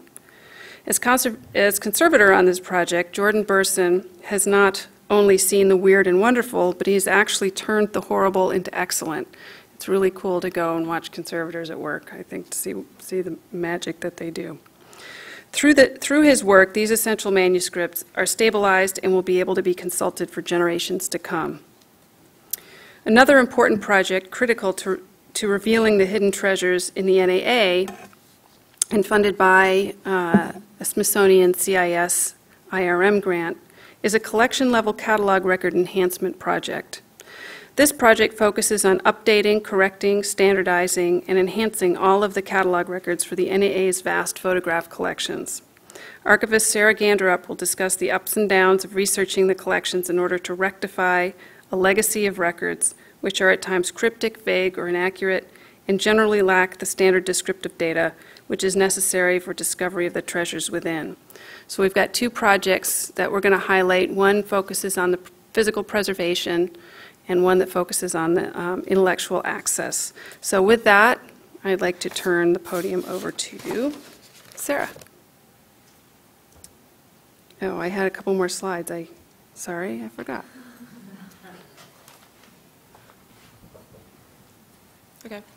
Hello. As Gina said, my name is Sarah Gandrup, And as part of my project, I'm basically doing a systematic, going through each and every photo collection and looking at what's in it, what is its content, who is its creator, and how did it come to us, which means that I'm seeing a lot of stuff that has truly become hidden. I'm going to discuss this in the context of the three aspects I just discussed: content, creator, and provenance. And though not the only aspect, content is the most obvious when talking about treasures. This becomes hidden because, as we can probably expect, different things seem important to different people, and at different times. But this is also where the weird and the wonderful tends to be. For example, Herman Pilot was a U.S. Army soldier in the Philippines from 1912 to 1914. During this time, he collected postcards, as well as taking numerous photographs himself. The truly unique part of this collection was hidden previously, because it was seen as simply an ethnological collection. It was described just as views of the Philippines and Philippine people, which ignored what Pilot had taken most of his pictures of, which was his fellow soldiers.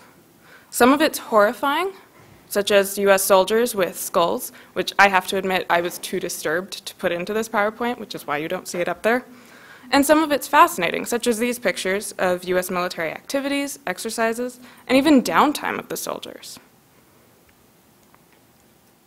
These photographs are of the U.S. National Museum's Department of Anthropology exhibit at the Pan American Exposition, which was held in Buffalo in 1901. We have a variety of these kinds of collections in the archives, including photographs of the Louisiana Purchase Exposition and the Chicago World's Fair. Usually these were photographs taken for annual reports or publications to show how we did at the expositions. It's really interesting and fascinating for researchers and archivists to see how the exhibits were laid out, how exhibit designers and scholars viewed the artifacts they showed, and what people wanted to see. For example, this exhibit was all about American Aboriginal handicraft, including types of picture writing, bows and arrows, and the more unusual types of narcotic utensils. There are no divisions according to tribe or culture. It's just, here's a bunch of examples of X from the Americas. Hidden creators are what I see the most of. This is because they can be hard to find. They may be missing or relatively unknown. But knowing the creator is as vital as it sounds. This affects the formation of the photograph or collection, and so it affects our understanding and interpretation. These are just a couple of the creators I've tracked down and some of my favorites. Ooh. Harry C. Ellis is the photographer, but he's not mentioned at all in the old catalog record. I may be the first cataloger who noticed this note in the bottom corner, basically giving his name and address. I found it on the inside of the back cover of the album, and it sort of looked like a throwaway, but I Googled it and found him. He was the American flashlight photographer, known for his mixture of light and dark, as you can see in the photograph here. He photographed numerous artists in Paris, including Auguste Rodin. This was not just an amateur, and this is not just a snapshot. This is commercial professional work. But this album was not just commercial professional work. The inscription on the inside front cover says, "To Thomas Nelson Pay, with Herbert's love, Paris, 1911. So Herbert Ward, who's shown in the picture, was a creator too, not just the subject. He changes the way we view this. This was a gift. This was lovingly made by the artist for someone special. I have to admit, just a name is really not helpful if the person isn't famous. For example, Henry Kirk Wilson was not known, but information from the donor, his daughter, helps us to understand this creator, gives this faceless name a background and a unique perspective. Dr. Wilson was a Western Navajo agency physician at Tuba City. So he has not only more or less posed pictures of Navajo students, but also photos of agency personnel and their families. These were friends of Dr. Wilson and his daughter, which gives you a sense of why he kept them. But sometimes it's not even about the official creator. Sometimes the wonder is just in how we got these collections. This was almost never described previously, but it can give us an added understanding of the treasures. We have lots of John Choate photographs. We even have his original glass negatives. But this collection is different. These are not just nameless studio portraits. These are identified. Which led me to the question, how were these identified? Who identified them? With the help of a fellow contractor, Dr. Abigail Klaus-Radigan, we were able to track this down. We kept looking for a connection from the donor to Choate, or the donor to the school, the Carlisle Institute, which is where Choate tended to take his photos. We finally found the donor's great aunts, Sarah, Martha, and Ann Underwood. These were sisters who taught at the school and befriended the students. Suddenly it all made sense. They identified people because they knew them. This newspaper article was about somebody that they knew. This is not just useful for researchers, but a little hidden story. It's a little hidden treasure. Prince Roland Bonaparte. He's an interesting story in and of himself. He's the grandnephew of Napoleon, and he couldn't become a soldier, for sort of obvious reasons with that lineage, and so he became an anthropologist instead. He also became a geographer, a photographer, and he dabbled in other sciences as he got bored. As part of his anthropology work, he created and distributed albums, known as his Anthropological Collection of Human Diversity. These were basically front and profile images of example members of a particular culture group. This particular album came to us via the Smithsonian's Department of Anthropology library, hence the box and column number you see here, which got it from the Bureau of American Ethnology library, which got it from the library of the Anthropological Society of Washington, D.C. This didn't come to us until the 1970s.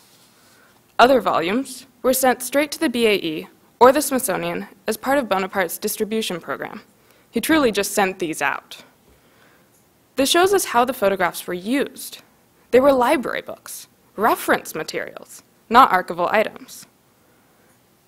As excited as I was to discover this treasure of the 1880s view of culture groups and diversity, I was also just kind of excited to discover this treasure of French pseudo-royalty. All of these are collections that have no finding aid, and most of them only have a paper copy of sort of a list of what's in them. And so for people outside of the NAA, the only way to find them is through the catalog records. Here's an example, and one of my favorite uncovered treasures. This is the pre-existing catalog record. That's it. Just Javanese dance. Even the subject headings are no more helpful.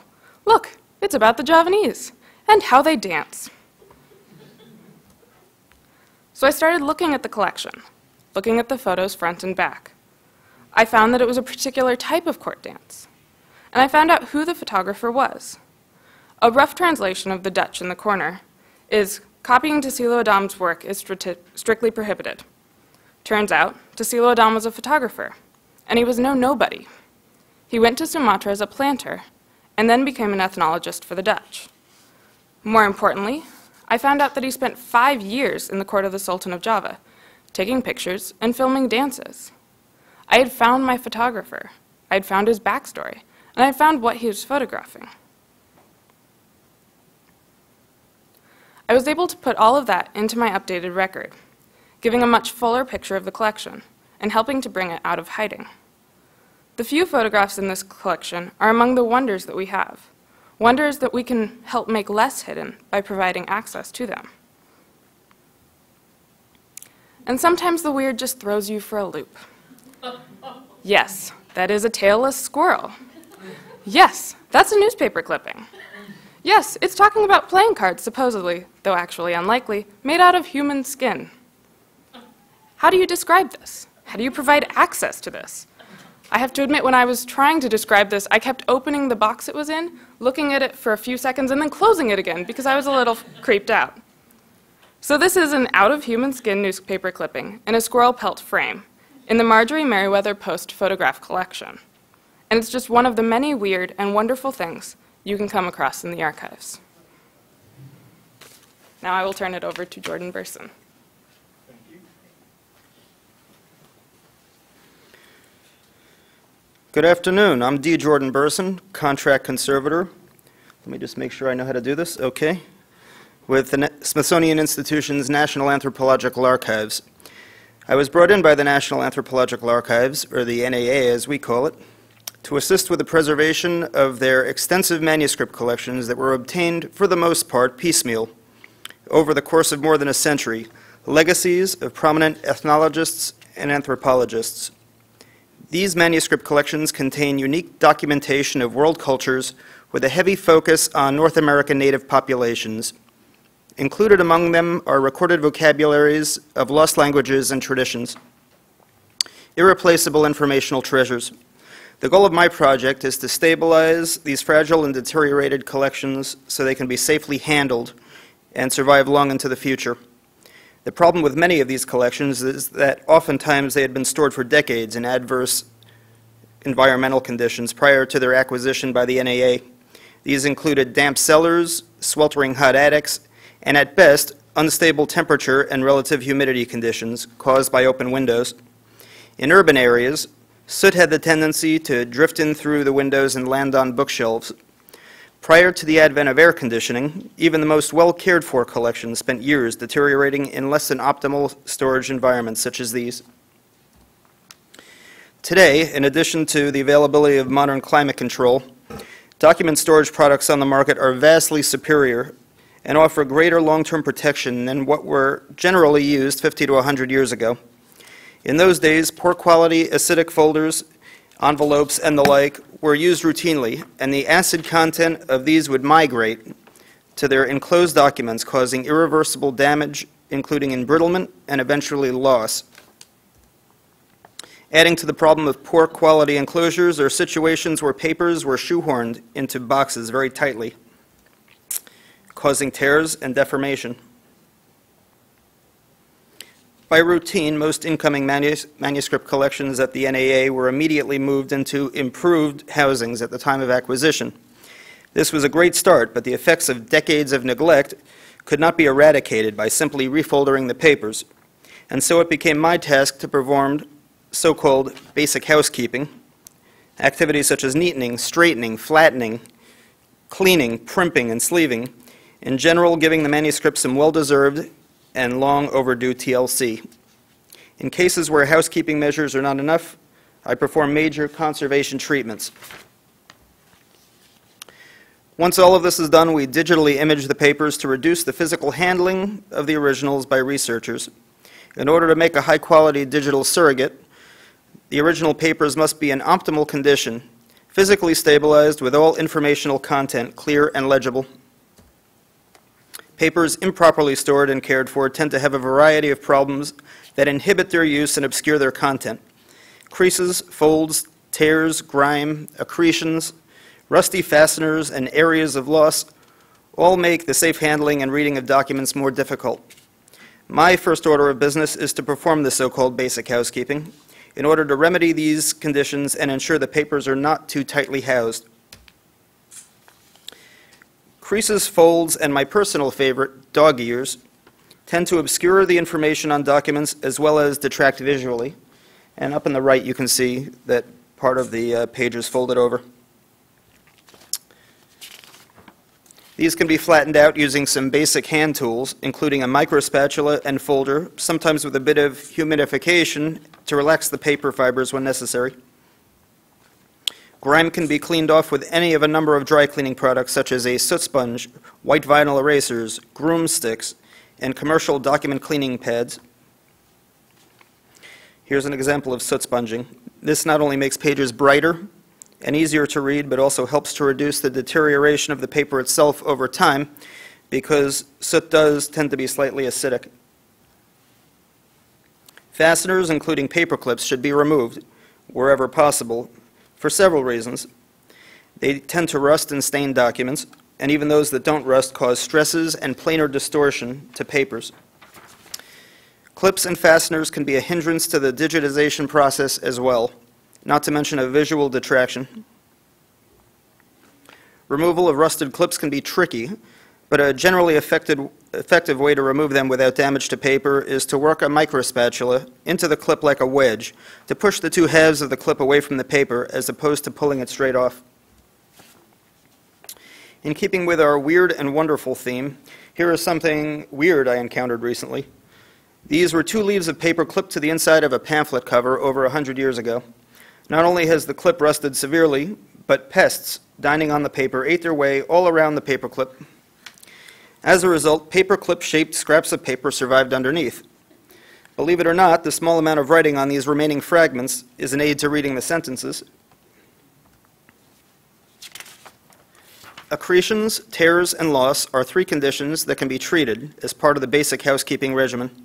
Other simple housekeeping procedures can include gently scraping away accretions or placing torn documents into protective polyester sleeves. However, not all accretions are so easily removed, and it may be desirable to perform some more robust repairs to torn papers or areas of loss than just protective sleeving alone. Cases where more involved and potentially invasive procedures are called for are considered major treatments. These require the submission and approval of a treatment proposal, before treatment photo documentation, and then the treatment itself, followed by after-treatment photo documentation and treatment reporting. Oops. Like basic housekeeping, these major treatments tend to enhance aesthetics, reveal obscured information, and protect the objects from further damage and loss.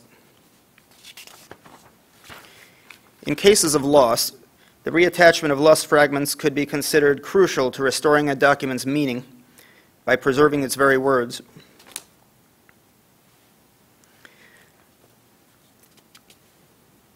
And now is a good time to talk about something wonderful I came upon recently. This letter arrived in my lab in sorry shape. As I looked over its condition, I realized the signature is that of Alexander Graham Bell. The top half of the leaf was torn off and missing. Part of the missing leaf was later found adhered to a totally unrelated scrap of paper, which you can see on the left. I carefully removed the fragment and reunited it with the letter. I filled in the remaining missing areas with a similar size and weight paper. Believe it or not, most of the letter, which does include a second complete page, incidentally, is legible. The letter from Graham Bell to anthropologist Garrick Mallory is about sharing books with one another on the subject of linguistics. Graham Bell, whose child was deaf, was highly interested in linguistics and sound, which eventually led to his development of the telephone. Tape.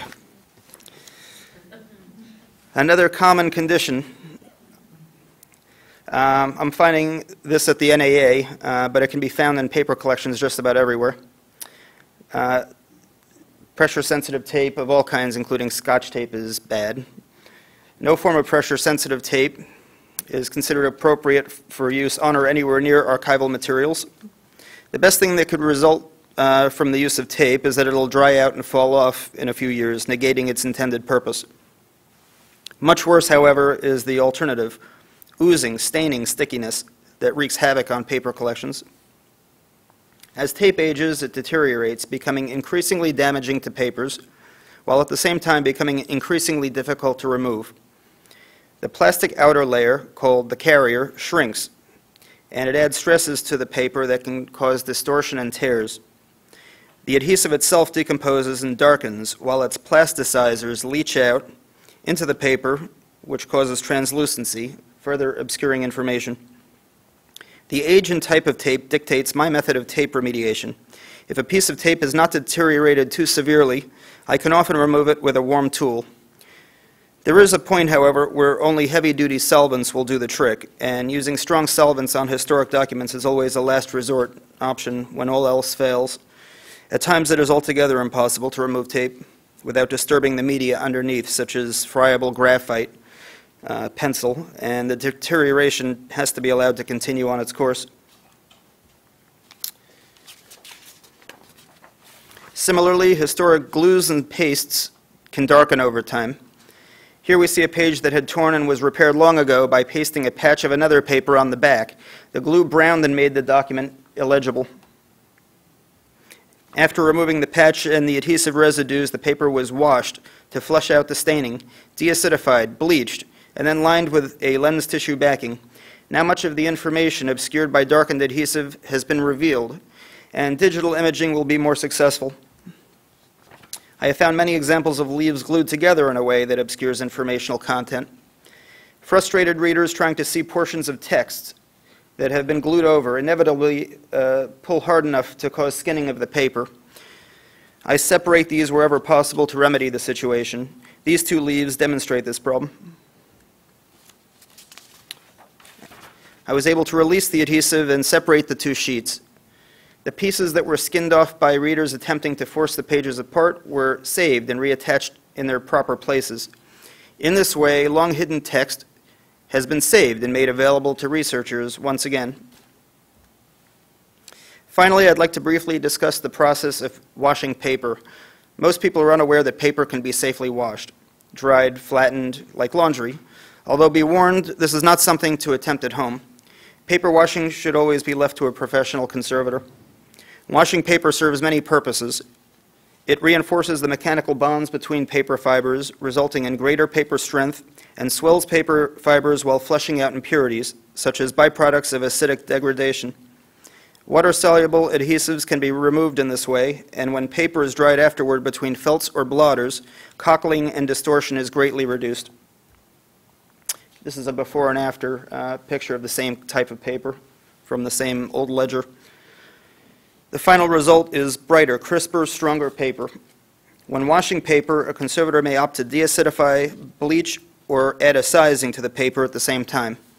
Sizing is usually gelatin dissolved in the bath that is used to smooth and crisp the texture of paper while changing its ink-absorbing properties. For instance, sized paper is what you will find in your notebook, while paper towels are unsized paper.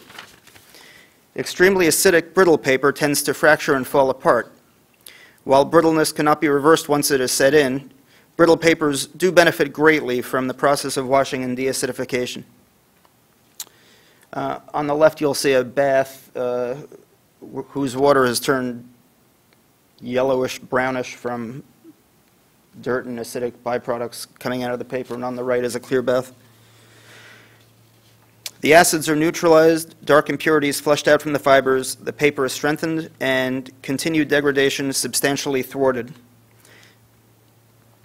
Here are some extremely acidic degraded papers, all glued together at the top and then folded up. As is the nature with brittle paper, it fractured completely along the folds. After separating the sheets from one another, they were washed, deacidified, and lined with lens tissue, then placed into protective mylar sleeves. This document would not have been able to withstand any amount of handling, and digital imaging, as you have seen, would have been a fruitless effort. In essence, this document was on the brink of being lost forever, and for all practical purposes was totally unusable as it was. So it can be said that thanks to the wonders of paper conservation, this and countless other manuscripts like it will be brought back to life so that researchers may once again discover the unique and irreplaceable information they contain. Thank you very much.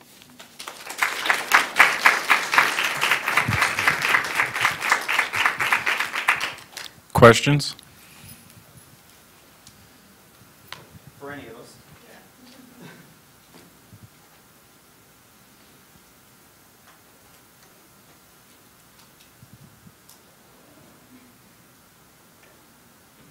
Well, thank you very much.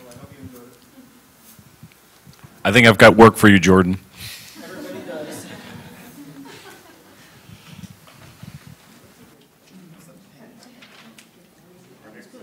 We'll start at 3 o'clock.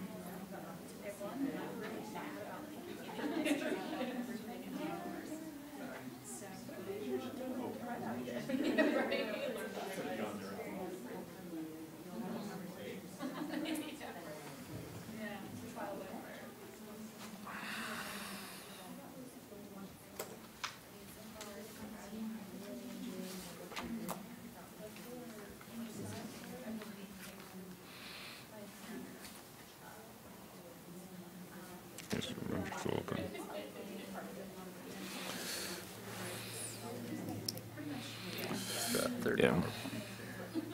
I'm blind without glasses now. Me too. Sad. Okay. We're all set for some audio playback. It should be. We had one problem this morning. I don't know if it didn't work for Jennifer, but then the other worked. Okay. So we'll keep our fingers crossed for you guys. Yeah. Well, got music, so that's true. we definitely want it to work. Perfect.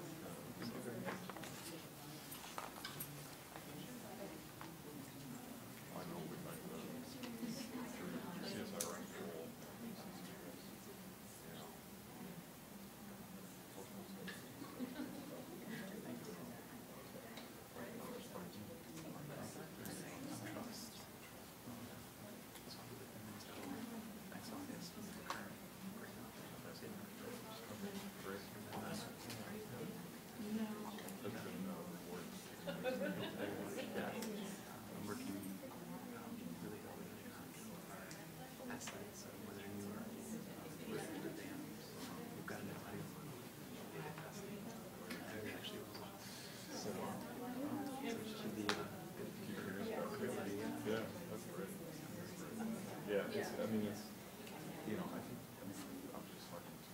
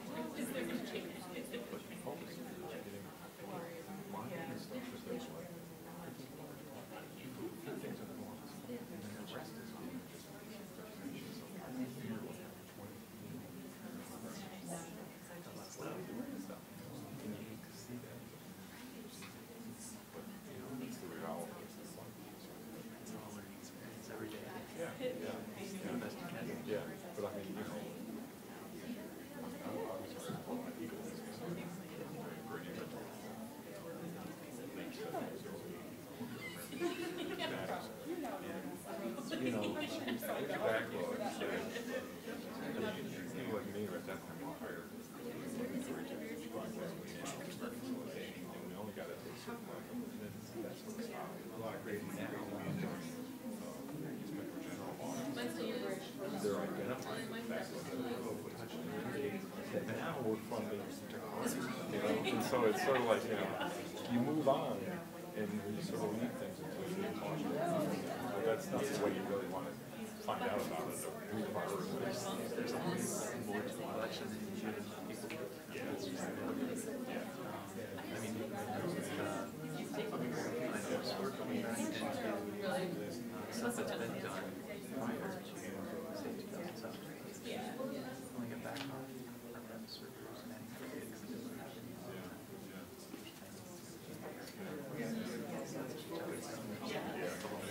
Well, I feel for the Jeffs. They're understanding. You know, the hardest thing is that's hard.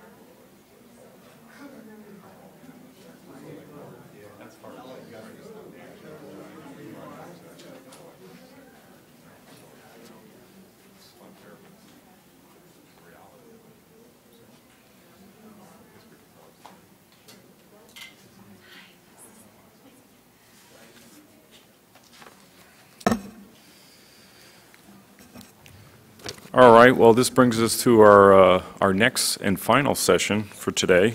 I think it's been really exciting hearing about and seeing all these hidden treasures and what we're trying to do to bring them from sort of the nation's attic. I hate using that term, but to bring them to the forefront and reinterpret them, preserve them, and really making them accessible. And that's what we're going to hear in the next project of the Center for Folklife and Cultural Heritage, how they've been digitizing the Moses and Francis Ashe collection. And as a result of that, it's not just digitizing, making it accessible, but in turn, it's really the preservation of those collections for future generations. We're going to be hearing from Cecilia Peterson and from Dan Charette. Please welcome the two of them.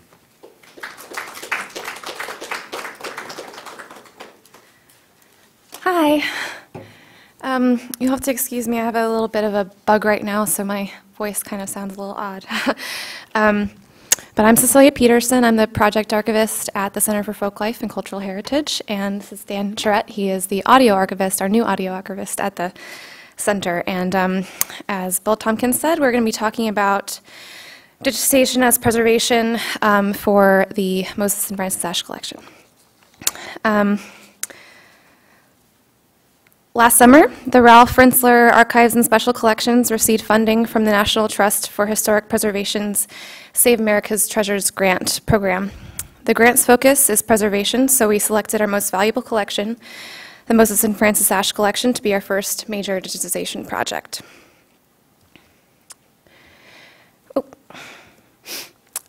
This is Mo Ashe, and I just wanted to give a little bit of a background on him and to sort of explain why we chose this collection to be our first major digitization project.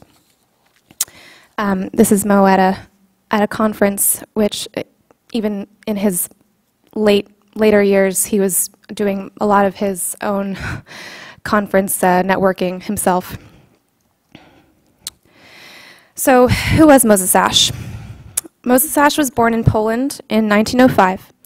His father, Sholem Ash, was a well-renowned Yiddish novelist. His childhood was spent in Poland, France, Germany, and New York. His parents were strong social activists involved in humanitarian, nationalist, and pro-labor struggles in the early 20th century in Poland. Ash's transitory childhood made school difficult for him, but he did show an aptitude for technology. Around 1924, after a few failed attempts to finish high school, his father sent him to Germany to attend a highly respected electronics school. The growing social, political, and economic hardships of post-World War I Germany, together with the timely discovery of John Lomax's cowboy songs and his developing audio engineering skills, planted the seeds that would eventually become Ash's life's work. In the late 20s, Ash began his own electronics company, Radio Laboratories, which we see here on the outside and the inside. While installing radio broadcast equipment in the WEVD studios in 1939, he stumbled into an opportunity to create content for programs directed at the growing immigrant population in New York City. His recording of the Yiddish jazz duo, the Begelman Sisters, became very popular, and in 1940, he filed the business certificate for Ash Recording Studios. Moses Ash would go on to establish several record labels, but one that stuck was Folkways Records.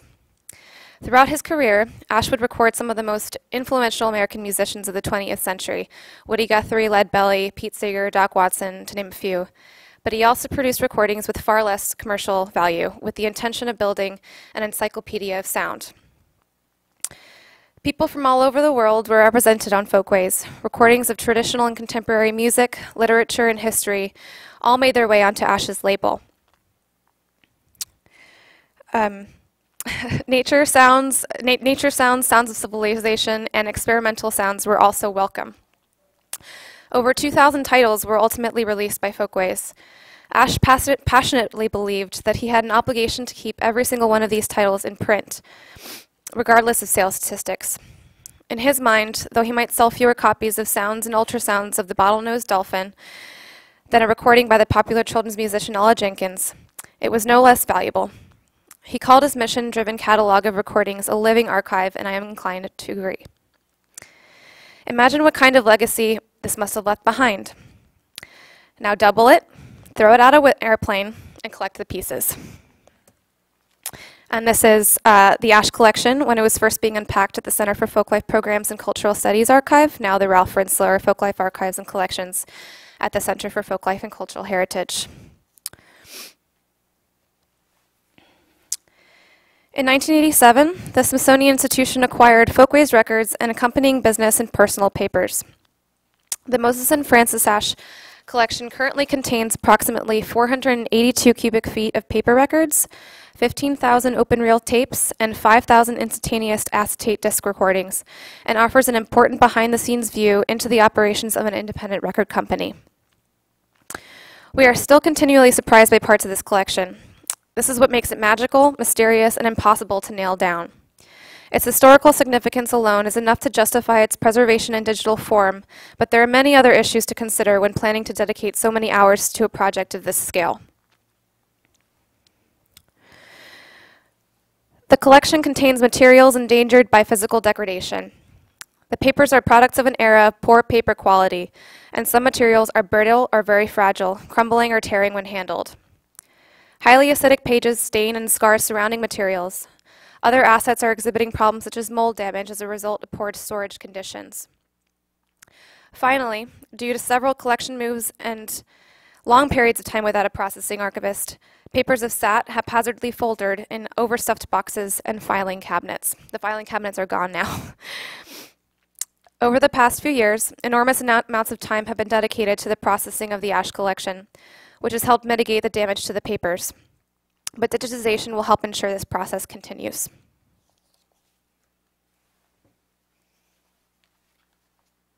As far as the audio collection is concerned, many of the assets are exhibiting signs of degradation. I'm going to briefly provide you with a few examples of the degradation and some possible treatments that we perform. You'll see in the first photo there we've got some acetate audio discs. Majority of the collection's acetates were recorded during the 1940s when the base material was glass, due in part to World War II and metal shortages going on at that time. These discs are cracking with age, and in some cases the acetate layer, which holds the etched audio information, is flaking off in a similar fashion to old paint. That's noted in the third photo on the slide there. The center photo is an example of tape cupping. That happens when the tape gets dehydrated. It'll actually turn into a C shape, resulting in a loss of our high-frequency sonic information as it passes over the tape head. There is not currently a standard process to correct dehydrated tape, but we've been able to remedy some of that through a manual process of holding the tape closer to the playback head with cotton tip applicators to ensure the frequency information gets transferred. Some other things we run into. Some of our open reel polyester tapes manufactured between the 1970s and into the 1980s suffer from a condition that allows the tape to absorb moisture over time and turn sticky. In extreme cases, those tapes literally become adhesive tape. This condition is known as soft binder syndrome. It's commonly referred to as sticky shed syndrome. And tapes exhibiting signs of this should not be played without treatment, as they literally turn to glue. They stick to the tape heads. The simplest way to counter soft binder syndrome is to remove the moisture that caused the problem in the first place by baking the tape at low temperature for an extended period of time. Once the moisture has been removed, the tape must be digitized promptly before more moisture is absorbed. Another thing that we see quite often with the collection is glue seepage or oozing. Sometimes old edits deteriorate, resulting in sticky areas surrounding those points. For the open reel audio tapes, we remove any glue from the deteriorating tape edits and replace and edit the tape. To remove glue with minimal impact to the tape, we use a naphtha-based lighter fluid applied to a cotton tip applicator. That allows us to remove the glue with very little friction to the tape, which could result in the damage of the backing or the oxide layer in worst case scenario, and evaporates quickly so the tape doesn't absorb any of the moisture. It takes a bit of time to replace splicing tape and remove glue on 2,500 feet of tape in your standard 10-inch audio reel, but it's necessary to avoid recording anomalies caused by the glue. Often the tape will require one or more of these treatments prior to transfer, and that's probably what takes most of the time. And I'm going to turn it back to Cecilia. Was I talking too close to the microphone earlier? I just noticed Dan was like back here. So I'm going to talk a little bit more about using digitization as a preservation method. This collection is accessed on a regular basis by scholars, students, and Center for Folklife employees. Because Smithsonian Folkways continues the work and mission of the original Folkways records, the papers and recordings are often used for reissues, marketing, and legal obligations. Having digital surrogates available will improve research capabilities and reduce their physical use, thereby allowing some of the more fragile materials to live another day. Still, other parts of the collection remain hidden. In a collection this large and diverse, gems are bound to be buried in the rubble. Mass digitization, with the inclusion of embedded metadata, helps make these treasures discoverable, not only by future researchers, but by the archivists themselves.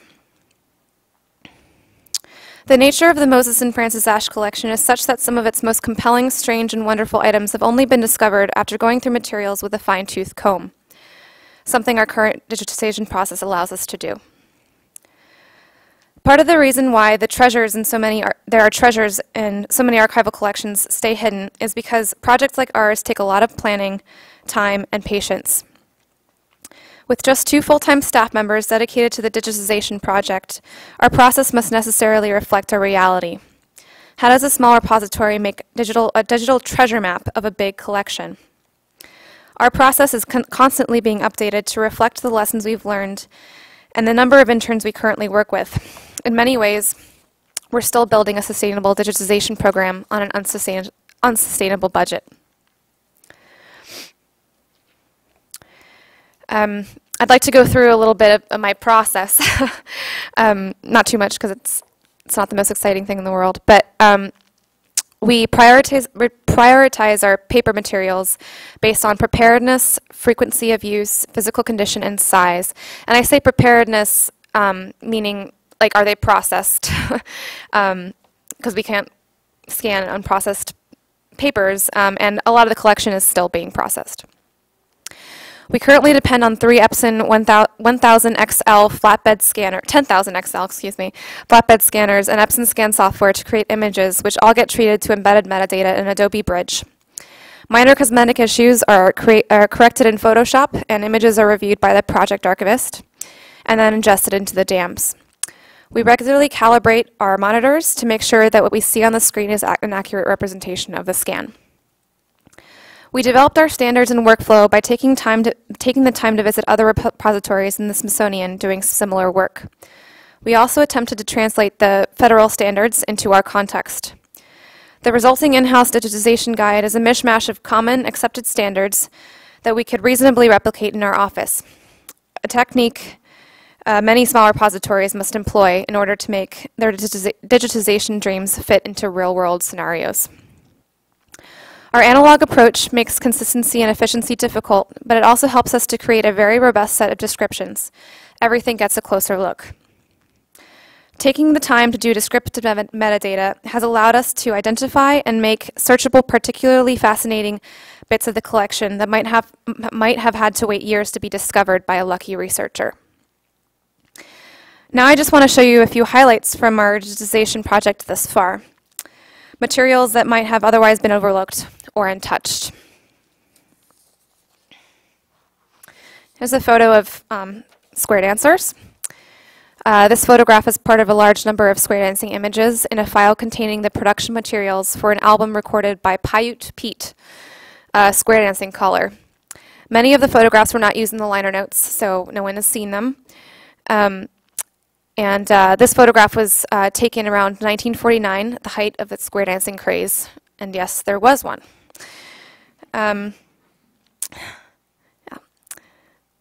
This is a drawing by Pete Seeger. This drawing was one of Pete Seeger's original designs for the cover of the Folkways recording Goofing Off suite. It only ended up being used in the liner notes where it was shrunken down and crudely reproduced. And this next one is actually a postcard from Charles Bogart, the great herpetologist, which I just learned is someone who studies amphibians and reptiles. He frequently wrote to Moses Ashe describing his adventures in recording animals and Mexican folk music. His letters provide a highly entertaining window into the trials and tribulations of field recording.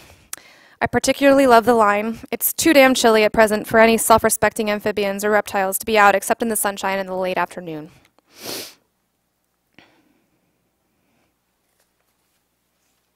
Thank you. Folkways Records contains recordings dating back as early as 1939. Moses Ashe released 2,168 records under the Folkways label.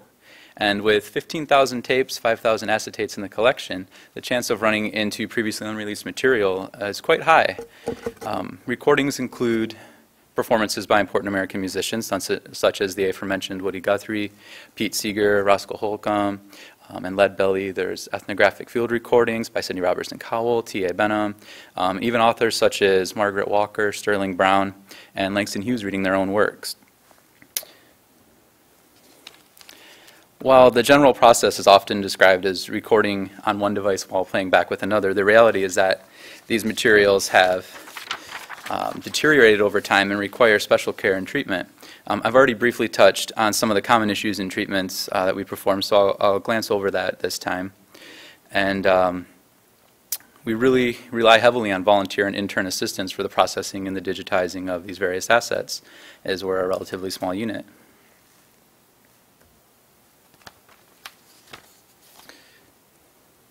Did I skip a slide? No, I did not.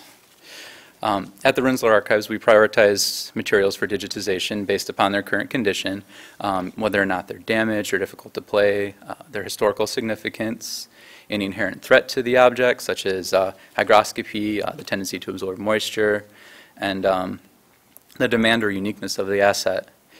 Playback equipment is cleaned and aligned prior to each transfer, and signal levels, phase relationships, and frequency response are monitored throughout the encoding process. So what does it mean to capture high-resolution digital audio? We're capturing files at 96,000 samples per second with 2 to the exponent of 24 points of resolution. So that's close to 17 million values to snap that audio data to. To relate that resolution to something that we're familiar with, a 96 kilohertz 24-bit audio file contains about 250 times the resolution of a commercial audio CD. So why record at this resolution, some people might ask. Well, we don't know what the preferred file format of the future is going to be. And this resolution provides us with an improved dynamic range and frequency response in the digital world. And we want to make sure that we're archiving audio as close to the original analog recording as digitally possible, while still creating assets that are manageable from a storage and management standpoint. Each tape or acetate, once they've been digitized, is divided into clips that allow us to add metadata on a per clip basis as opposed to a per tape basis, so we can add more to the files than we would be able to if it was one complete asset. And we feel that provides easier access for research and indexing. Once they're split, we create a reference CD for the archive and add metadata to individual tracks and send them to the digital asset management system, where additional information can be added and the files can be checked for quality. Speaking about digital asset management, once our assets have been digitized, they need a place to live. At the Rensselaer Archives, we've elected to use the OCIO-supported digital asset management system, which allows us to batch upload our digital assets and indexes the embedded metadata. This results in a system in which it's relatively simple to find a particular asset and relate one asset to any number of others. The system will be receiving a major update in the next calendar year, which will dramatically change how we catalog and provide access to digital media. Soon, we hope that accessing the ASH collection will feel as simple as opening up your personal MP3 library. We've ingested over 7,000 images this past fiscal year, and have been also acting as beta testers for the new digital asset management audio model. I'm happy to announce that that model is going to be available for all of you to use this coming Monday morning, because it's rolling into the production model on Sunday. As far as that model is concerned, the new model will allow for streaming playback of high-resolution audio assets, as well as incorporate the following broadcast extension and list info metadata fields. All of this data is going to be indexed for searching within the dams. And so now I have some fun things to listen to. Can't do a presentation on audio without that, right? I think that the true hidden treasure of the ASH collection lies in its diversity. So I'm going to play a few short examples that I think showcase the scope of this diversity. The first one, Sounds of North American Tree Frogs, was compiled and narrated by herpetologist Charles M. Bogert in 1958. It includes field recordings from swamps, lakes, woods, creeks, popular frog hangouts all over North America. And we're going to listen to track number 3, which is a mixed chorus of frogs and includes the barking tree frog and at least 10 other species, and really stands as a true representation of Moe's dedication to represent the entire world of sound. I can't imagine there are many record labels in the late 1950s that would release this kind of content. The second one we're going to hear is a clip from Bess Meyerson entitled, "You Don't Have to Buy War, Mrs. Smith." This was Bess Meyerson's keynote speech for the 1970 World's Mother's Day Assembly, presented by the anti-war advocacy group Another Mother for Peace. Bess Meyerson was a former Miss America, and she was the Commissioner of Congressional Affairs for New York City. This recording represents the collector in Moe, and as he recorded this excerpt from a television broadcast. So you'll likely notice the hum in the background of this particular snippet generated from the tube within the television set. After that, we're going to hear a sample of Voices of the Satellites, which contains a series of recordings from the 1950 stratosphere. Many of these recordings were made by Thomas Benham's own radio equipment as the satellites passed over his home, and represent the types of radio signals various satellites transmitted over standard radio waves. We're going to listen to the heartbeat of Lake of the Dog as she circles around the Earth aboard Sputnik 2. The last two samples come from Pete Seeger and Woody Guthrie. To my knowledge, neither of these has ever been released to the public. You'll hear a virtuosic banjo performance from Pete entitled Sourwood Mountain, and a recording of Take My Penny from Woody Guthrie, recorded in 1946 and found on acetate number 100 in the collection. So I'll play those for you now. Barking tree frog is easily recognizable in a chorus recorded in Highlands County, Florida, even though 10 other species of frogs are calling at the same time.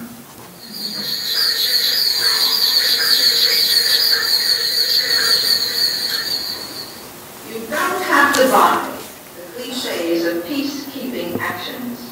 You don't have to buy falling dominoes. You don't have to buy porn. This is me. Next is the heartbeat of Micah, the dog, in Sputnik number 2, recorded on November 6, 1957.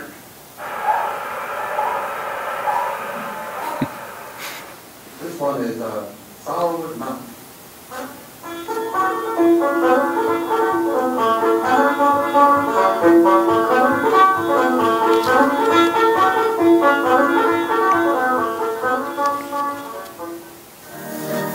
Take my baby to the barber, take my baby to the barber. I got my haircut, I got my haircut. When I got back home, it was all scrambled up.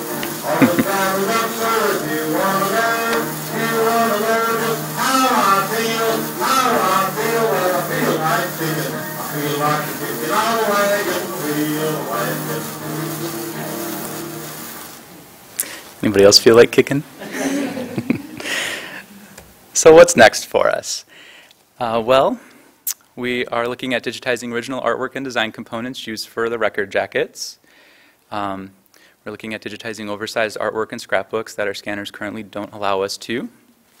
We'd like to finish processing and digitizing the rare pre-Folkways era materials related to radio laboratories, Ash recordings, and the Disc Company of America.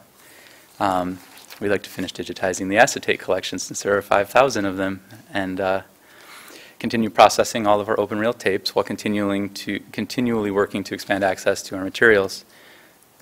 And Cecilia and I would like to leave you guys with a quote from Mo. The real owners of Folkways records are the people that perform and create what we have recorded, and not the people that issue and sell the product. And there's our contact information should you have any additional questions. Thank you.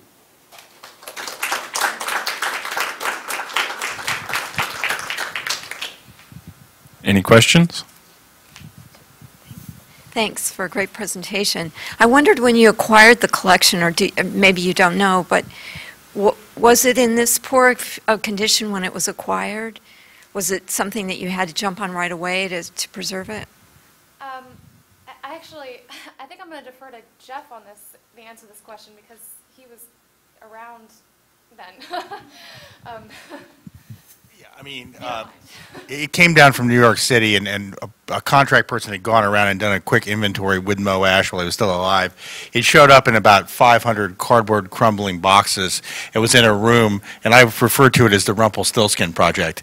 We walked in this room and had to turn it into an archive. And, you know, the boxes, it's like, Cecilia mentioned, I've always used the analogy that it was like someone had thrown it all out of an airplane and picked it up at random. Nothing was related to each other.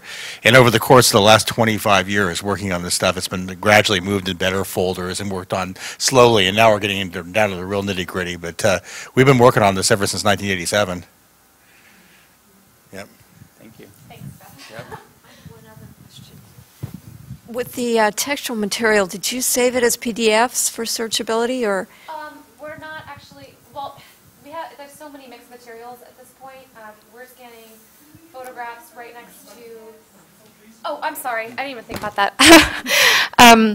We're scanning mixed materials at this point, so photographs right next to handwritten letters, next to printed materials. So at this point, we're just concentrating on getting very high quality TIFFs out of the scans, and eventually when we're delivering these images, we'll sort of revisit the format question. But for the time being, it's just high-quality images. And then eventually we'll get EAD, sorry, finding aids that will be searchable. Hi, yeah. I thought the audio was totally awesome. Thank you guys for sharing that. I saw that a couple of those things weren't released, and I was wondering what the copyright is for that, and if the Rensselaer Archives can release those in the future, or what your guys' plans were for that. That's a very good question. To my knowledge at this point, we don't have plans to release either of those. That would be something that Folkways Records would likely look at if they decided to issue a release, and then they'd work with us to come up with the copies of the material and figure out copyrights and all of that. Is that correct? And yeah, okay. Yeah, maybe Jeff could fill. Nice hat. No, anyway, yeah. As far as unreleased stuff, I've produced now 50 CDs out of the collection, and each time you have to go to like the estate or wherever and talk about it with them. There's also music publishing, which is the songwriter publishing. You have to investigate too on each one of those songs. In the case of Take My Penny, that was I shared that with the Guthrie family, with Arlo and Nora, and they actually put it on a children's record. The family performing it, and at that point they copyrighted the music, so it's out in that way. But we've never released. That's pretty scratchy, that one there. But you have to pretty much each one of those things go and like track down the people and the rights, because it'd be whoever the performer is or estate. It's all these things, and make sure you got it all lined up. But we do it all the time. We've done 400 CDs now since '87. Almost every one has these kind of issues. I'm just going to add a little bit to that. There are issues like that for not just the recordings, but for the images and just the rest of the content as well. Just because of like Mo was a collector, he didn't really pay attention to copyright all the time. Like he taped the speech from the television, Bess Anderson, Meyerson. And same thing with a bunch of photographs that we find. I have to say about half of them on the back have "Please Return" on them. It was just, he really believed that this material, that everybody deserved to see it, no matter what, no matter what the stakes were. So we pretty much everything has issues that we need to examine once we figure out how we're going to show people this stuff into the public. Other questions?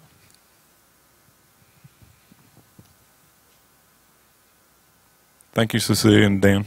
Thank you very much.